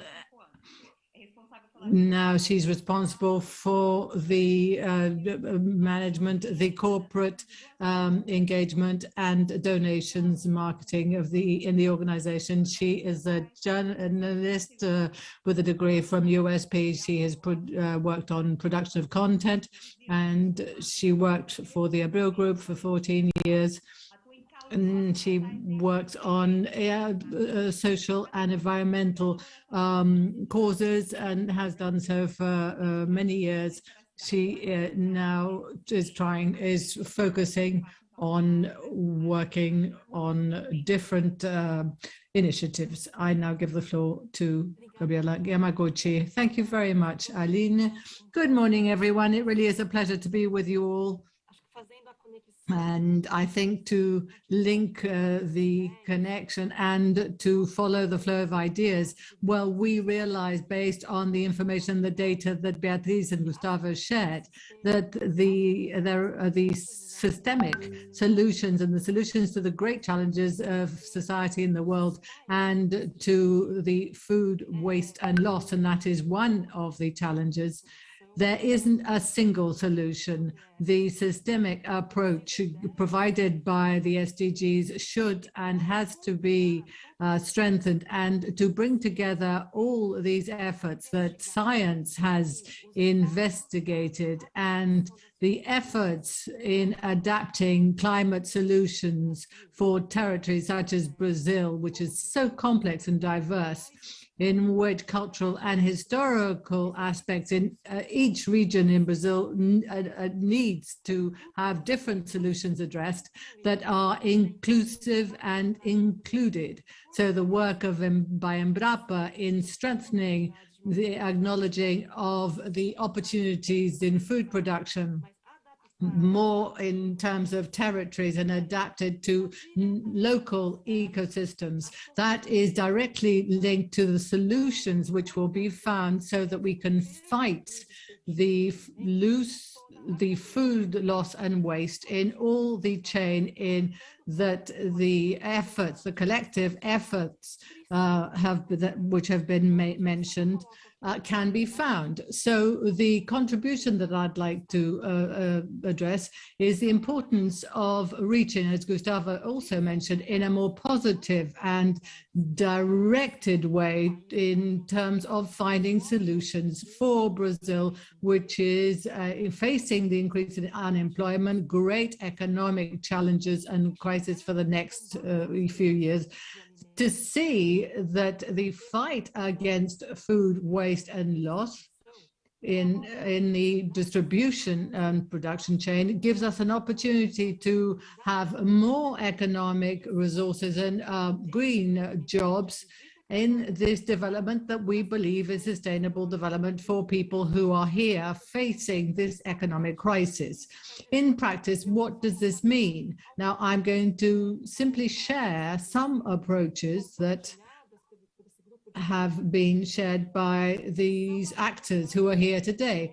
These are the systemic approaches in which the concepts and concrete actions, very concrete actions, as Gustavo and Beatriz mentioned, such as the initiative that Mesa Brasil, in a very concrete way mentioned, are part of the systemic solution so that we can reach the SDG 12 goal and reduce our global footprint. We need to reduce our global footprint by half by 2030.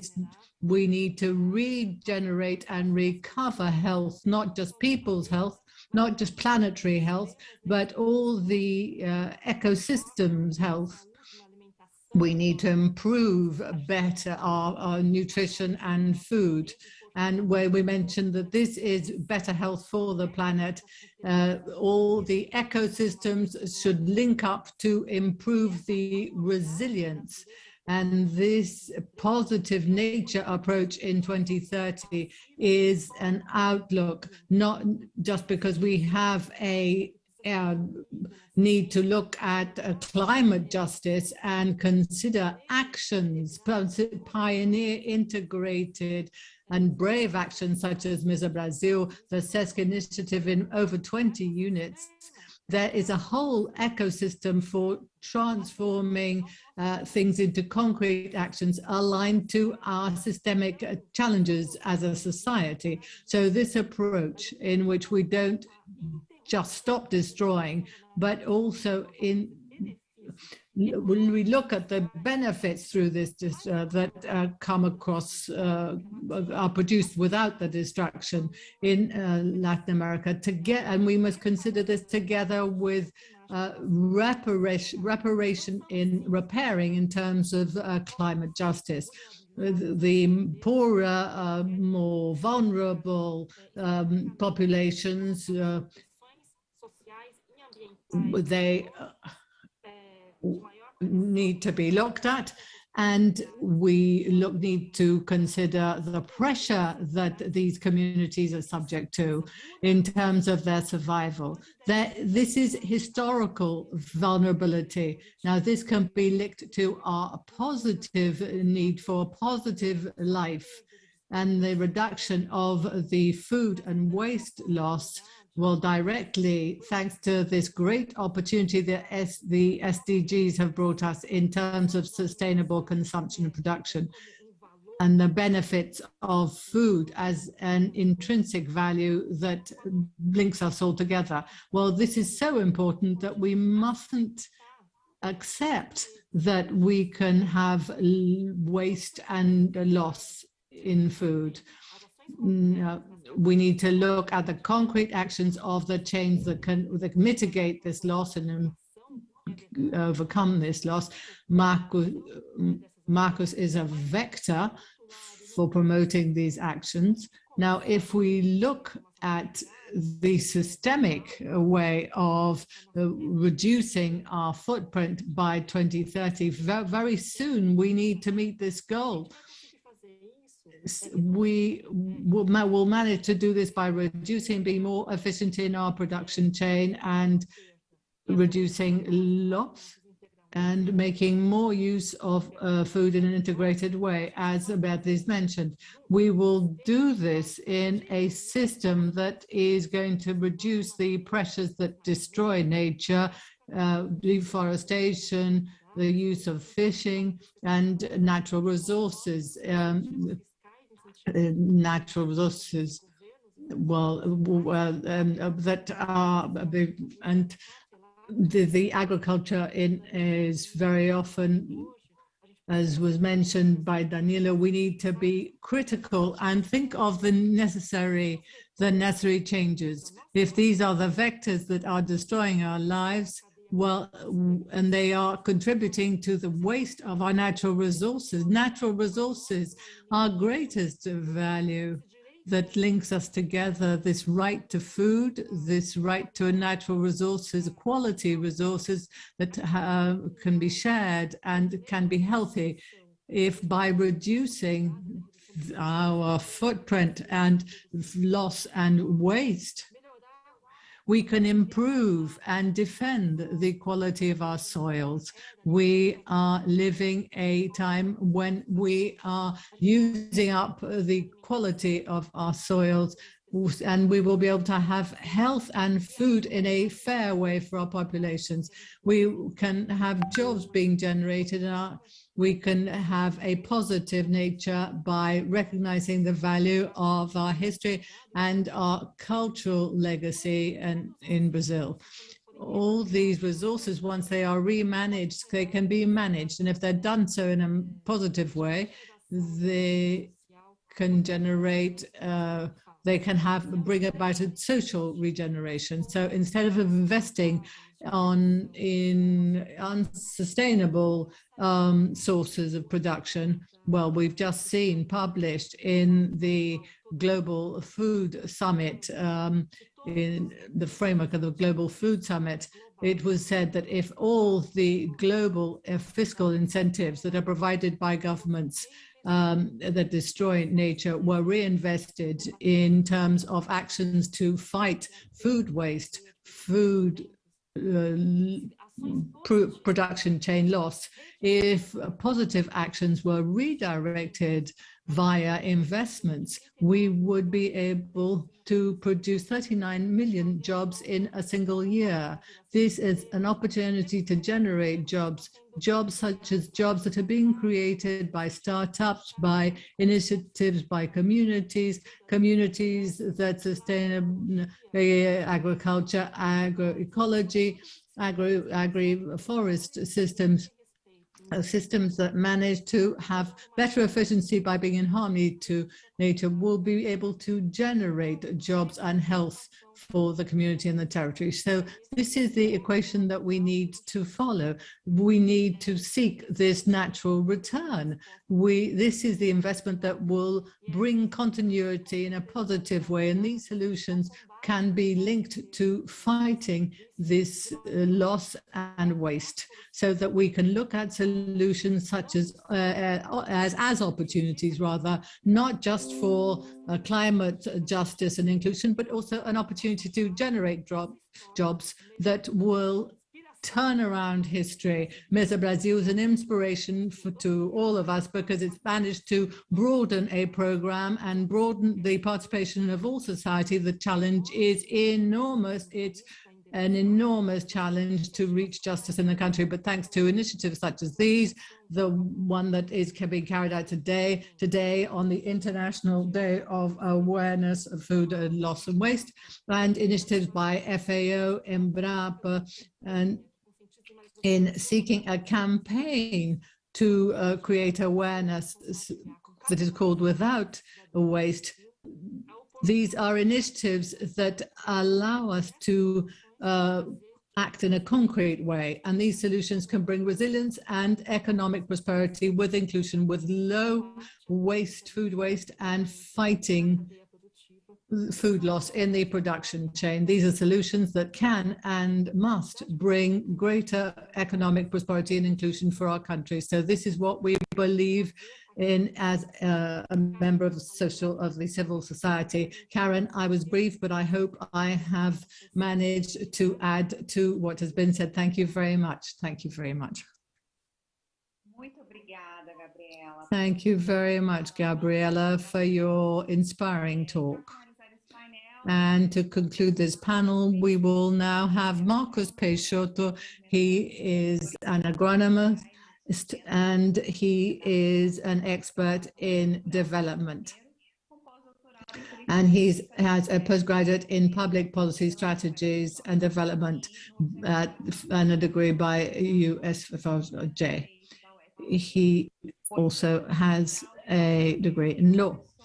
He was a professor at the Rural University from 1990 to 2005. He is a legislative consultant for the Federal Senate in Economics and Agriculture and has been since 2006. I now give the floor to Marcos Peixoto.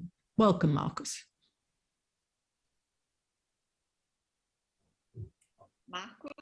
Marcos, can you hear us?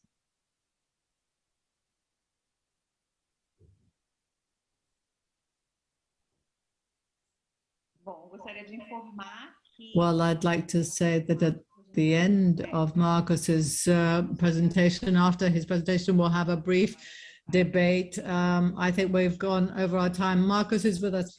When I started sharing my screen, then I wasn't able to activate my mic. Thank you, Aline, for the introduction. I'd like to congratulate Gustavo, Beatriz, and Gabriella for their presentations, and I'd like to thank Sesc RJ for the invitation so that I could be here. And this is a topic that's very complex. A single forum such as this does not allow us to talk about all the aspects in detail linked to food waste and loss. So in this way, I was also invited to talk about something that's very important, although very specific here in this topic, this very important topic, food waste and loss, that is linked to legislation and debate that is being held in Congress to this day about food donation. Let me see if I can show you my slides, or if I have to go back to the presentation screen. No. Yes. Well, Law 14416 came from a bill that was presented by Senator Fernando Collor in March 2020, and very quickly it went through Congress. There were discussions at the beginning of the pandemic, and people worried about undersupplies and hunger, and people were losing their jobs. So under this appeal of the institutional appeal, it was institutional but real, this legislation in June, nearly 3 months later, this legislation was passed. And I'm going to talk about different aspects that need to be questioned. The first article of the law says that the establishments dedicated to the production and the supply of foods are authorized to donate surplus. So apparently this allows for this, but this excludes individuals from being able to donate food, or at least creates a sudden lack of stimulus or understanding that individuals can become engaged in this process. Now, it talks about donating surplus, but institutions or establishments could donate things that are not surplus. So we wouldn't really just want a surplus being donated.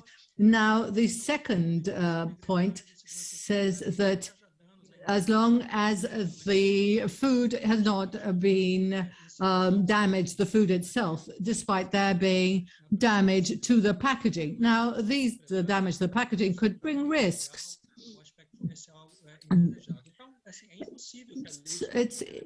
The legislation cannot include all the security details, or doesn't include all the security details, safety details. Now, it also says that the establishments mentioned in the main paragraph include companies, hospitals, supermarkets, etc., and other establishments. So here it says other establishments as well. You need specifications. You need the establishments to be specified. In the second paragraph, it says that the donation can be made directly in collaboration with the state or directly.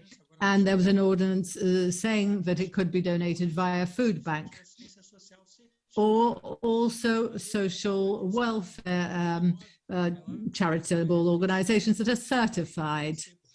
Now, we need more specifications. It says that an entity that to be certified, it needs to have been constituted 12 months ago. So, in fact, this does not address the law that talks about food donation, tries to encompass because of the pandemic. The urgency is needed. So several other establishments or entities are not included, entities that are non-governmental, that are religious, etc. So for Article 2, these are the beneficiaries of the law. So people, family groups in vulnerable situations or food and nutritional risk. And it says that there is no consumption relation, which is important. But the law should 11346 should refer back to law 11346, and this was not done. And it only talks about the provisions of the other law, the Lausanne. On the third article, the donor or intermediary will only be liable in civil or administrative spheres. And this is the main purpose of the law that was instituted, and several other bills that are still being analyzed in Congress that present this legal risk. Ideally, this should have been done through an express operation in the articles and in the provisions of the consumer code, which have to be defined what was a risk for a donor in case there would be some kind of harm or health damage as a cause from the donated food. So this is the main concern of these bills. In Article 4, donors and possible intermediaries will be held liable in the criminal sphere only if proven at the time of the first delivery that the donated food caused harm. So this would demand a health violation to be discovered at the time of the delivery. And this required action from the several government levels through sampling, collection of laboratory analyses for chemical or microbiological health risks. And this is under the protection of law of the law of August 1977. And this creates a series of problems in terms of inspection. This would depend on a structure of inspection that has to come from the public powers, and the law did not refer to this role of the health surveillance agency, which is important. Article 5 talks about preferential acquisition by the federal government through the food acquisition program, and for the portion of production of family farmers and artisanal fishermen. This is in a way is meaningless because law 10696 that created the food acquisition program already instituted this mandatorily, and this was transformed into a different program called Programa Mesa Brasil through provisional measure number 1061 of August 9th, 2021, being currently debated in Congress. So this is also the reference that should have been made. Speaking of family agricultures and artisanal fishermen, the law 11326 of 2006 should also refer to that. Now, donation through the Brazilian food acquisition program depends on the federal budget. So in order for the law to have an impact, it should have had bills done through the federal government to open extraordinary credits to be sent to the National Congress to be able to change the 2020 budgetary law to allocate more resources into the food acquisition program, and this was not done. Also, the law that deals with artisanal fishermen, law 11959, it provides for this national policy of sustainable development in aquaculture and fishery. This was not done. This is a very recent decree that instituted or regulated the ordinance a bit better, which was from the former Sustainable Development Ministry, which is Decree 10490 of 2020, that instituted this Brazilian network of food banks and a administrative committee. This is made up of the Ministry of Citizenship, Embrapa, CONAB, 3 public banks and 3 private banks, in addition to SESC. So this has been the work of this committee, remembering that this network, as all other food banks, is submitted to law 14016 that we were analyzing until now. So going towards the end of the presentation, the 10 minutes I still have, so we can have 10 minutes of debate, which is not much at all for us to talk about these legal aspects and the bills that are being considered in Congress. I have a table here that will be actually quite hard for everyone to read it over the internet, but we have here highlighted the set of bills that are still being analyzed in Congress, most of them in the House of Representatives. And we have in blue 4 bills that are being analyzed. Thinking, for example, this is a bill from 1998. So this topic that has to do with food donation and legal risk had already been presented by Senator Lucio Alcantara in 1997, and it hasn't been voted on till this day by the House of Representatives, even though it was submitted back then, along with these 3 other bills as well. We have a large set of bills here that are highlighted in pink. And I'd like to call attention to the 6898 of 2017 by Senator Ataídes Oliveira that institutes a national policy of fighting against food loss and waste. It was the only bill that in Congress and in the Federal Senate was an object of public hearings for the discovery phase of the bill. So this is among this this set of bills that are at the House. And I'd also like to call attention to this other bill that was after 2019, which is being analyzed at the Senate, and I'll explain to you why.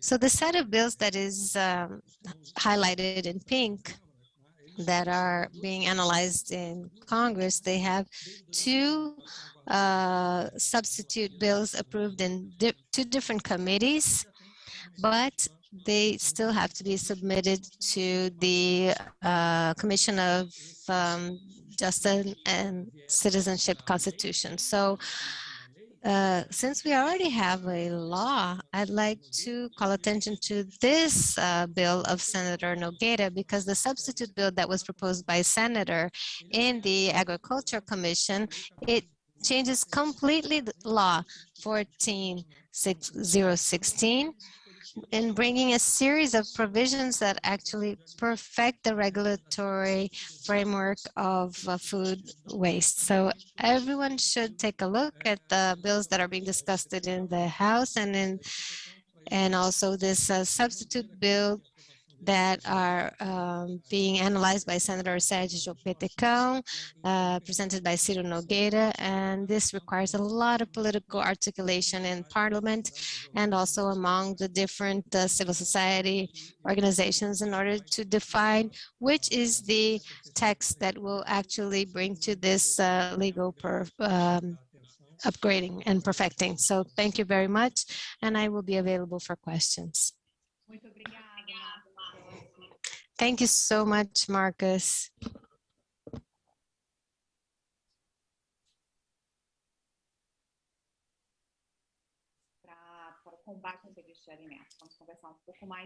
Let's talk a bit more about this now. I like to record a series of manifestations in the chat box and YouTube, congratulating all panelists and all speakers and highlighting the importance of this topic and how important it is for us to have a systemic integration. And unfortunately, it seems like the speaker has frozen. And thanks to Sesc RJ Mesa Brasil, we are able to have this event today. Since we are running late, I will only ask one question to each panelists. Maria Beatriz had to leave. She had another commitment today, so I will now start with Marcus. He was the last one to speak, so that he can talk to us about this whole legal framework and clarify a few things to us. There was so much investment, negotiation, articulation, so that we could have a law here in Brazil that would authorize the donation of foods and ready-to-eat meals. And today you gave us a series of caveats and possibilities for perfecting this law. I'd like you to let us know how this law that was passed in 2020 can it benefit Brazilian society and even help in reducing food waste here in our country? Well, this is a relatively simple question in the sense that it preconizes this legal risk. It distances the legal risk of those donating good quality foods, the risk of these donors being penalized if the recipients of these foods have any health problems. When you donate food, whether when they are in good consumption conditions, once you donate, you no longer have control on how that food is handled or consumed. So when we're talking about food donation, we're talking about a chain, a network of donations. Sesc Brazil knows this experience very well because regardless of this legal support, for the risk of donation, Sesc has always been a food donor. There's a false impression or a false wrong idea from many people who say, I don't donate food because it's forbidden. No, it has never been forbidden to donate food in Brazil, but now there's this risk. Though the law has not, duly referred to the consumer code, and this should be important, but it's enough to distance this risk from donors. So this in and of itself should encourage organizations and retailers or even rural producers, though they're not, exactly establishments. Most producers are just individuals. They don't have a company, but the law could actually provide some degree of security, and it still needs to be perfected. It's not only about food donation. There are a series of other aspects and nuances that should be observed in the bill. Not in the bill, but in legislation as a whole. And so we need to look at the bills that are being analyzed now and that can serve to perfect the existing legislation that we have. Thank you so much, Marcus. Now a question to Gabriella. Gabriella, at the end of your talk, you mentioned an initiative that is conducted by WWF Brazil, Embrapa, and FAO Brazil. It's the No Waste Initiative launched in 2016. What new situations are being planned for, and what developments can you observe with the implementation of this campaign here in Brazil? Thank you, Aline. I think that based on this collective effort of Embrapa, WWF Brazil, and FAO Brazil, we've understood that the Brazilian consumers already associate to best practices these very important recommendations to a context that is quite challenging, which is a new way of living and seeing how to live pre and post-pandemic. As Gustavo said, if we change the surveys on food waste today, we'd have completely different behaviors now because there was a change in the context and a need to change habits with the pandemic. And I've heard a lot about how important it is to see that the behavioral changes that led us to be more aware of this current moment come with the risk of going back to having not such good habits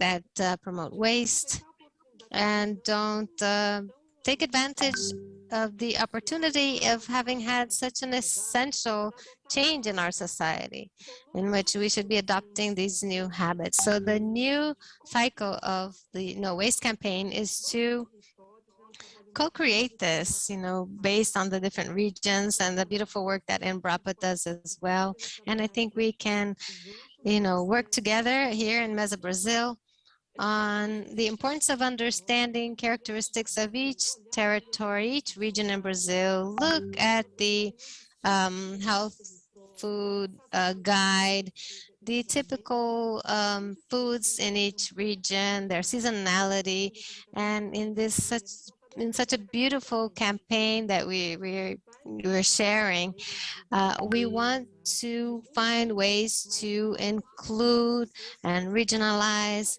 and bring in new people that are finding ways to fight food waste in a very regional manner. Brazil is a richness of diversity, of histories and cultures and territories, and anyone who can search in Google or in social media will find our site and information on us. We want to add to this now by regionalizing this campaign and finding and looking for creative, innovative solutions that are linked to science that we so defend here in Brazil, and to find information so that more people from more regions and more places in Brazil can be engaged on this campaign. Great, exactly. Thank you so much, Gabriella. We're going into a new phase of this campaign, post-pandemic, thinking of what is coming ahead. And I think bring in different regions will also bring in a diversity of voices and realities that we are very happy to include. It's going to be very interesting, and I'd like to invite everyone to follow this initiative, Sem Desperdício, or No Waste, which is Embrapa, FAO Brazil, and WWF Brazil. One last question to our colleague Gustavo Porpino. He has a series of committees and work groups that addresses food waste and loss here in Brazil. He conducted a committee in São Paulo and joint projects between Brazil and the European Union. Beatriz also talked about a study that is being conducted in which Gustavo is also involved to measure based on the same methodological base the waste of Brazilian families. And I'd like him to mention how these studies and surveys and researches that are being produced can contribute to reduce food waste, and how all these venues and committees, and going back to a national strategy, how can these studies support national policies and strategies and contribute towards reducing food waste here in our country? Hi, Alina. Thank you once again. I think, first of all, we need to highlight international cooperation, which you are well aware of. I think the exchange among countries is very healthy because we know that some countries are more advanced in measuring post-harvest loss and retail waste, and also in consumption phase waste. So an exchange among countries to validate the methodology is very interesting. As mentioned, today what we see is a separation of activities in the whole chain between the field and the table. And we see the FAO has been more attentive to validating methodologies to reduce waste, and the UNEP has seen retail and consumption has focused more on that side of the formula. So it's important for us to have new public policies based in scientific evidence, so that we know, if we know where the problem is or where there is more loss, so we can think of public policies that will have further impact. So this is very important. In a country such as Brazil, it's a huge food exporter, and in August we had $10.9 billion exported in foods. It was the best August in terms of food export volume since 2013. On the other hand, it's a huge paradox to see that this emphasis in exports ends up increasing food prices in the internal market, beef, rice, beans. So we need strong national policies to reduce this trade-off that exists between focus on exportation and increase of domestic prices, among other challenges that we know impact the access to food from the less favored segments of the population. So having validated methodologies to measure food waste is essential for us to have national food policies with a greater possibility of having positive impacts.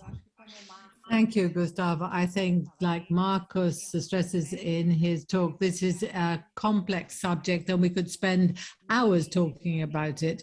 But this panel is coming to a close, and I'd like to thank all the panelists for their participation. I'd like to thank everyone for their participation through YouTube. I would like to thank Green Rio and Sesc Rio de Janeiro, both teams, for their work, their beautiful work, and thank you for organizing the event. We'll carry on in the afternoon, and may you all have a very good day. See you very soon.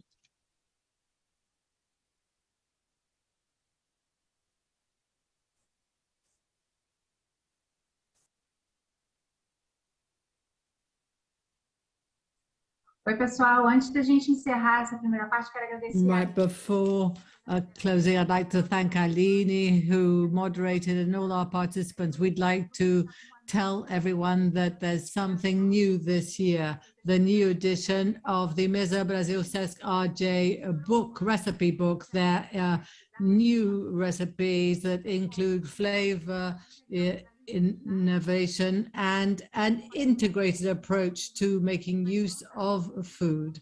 We are going to launch it on the World Food Day on the 16th of October. Now, this is available on the site, on the Sesc Rio site. Thank you very much. You can download your book as from the 16th of October. Now we're going to have a pause so that we can eat. We're talking about food all the time, and now we're going to have an interval, a break for lunch, and we'll come back at 2 p.m. This link will now be wrapped up, and the link for the afternoon session is already available on the Sesc channel. Thank you very much. We'll see you very soon.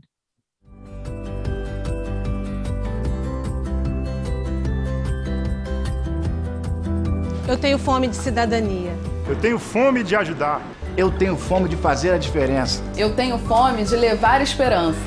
Eu tenho fome de inclusão. Eu tenho fome de O Mesa Brasil Sesc RJ agradece a todos que colaboram para que essa receita seja um sucesso diariamente. Juntos, adicionamos o nosso ingrediente mais importante, a solidariedade. Tenho fome de brincar. Eu tenho fome de batata. Eu tenho fome de tomate. Eu tenho fome de feijão.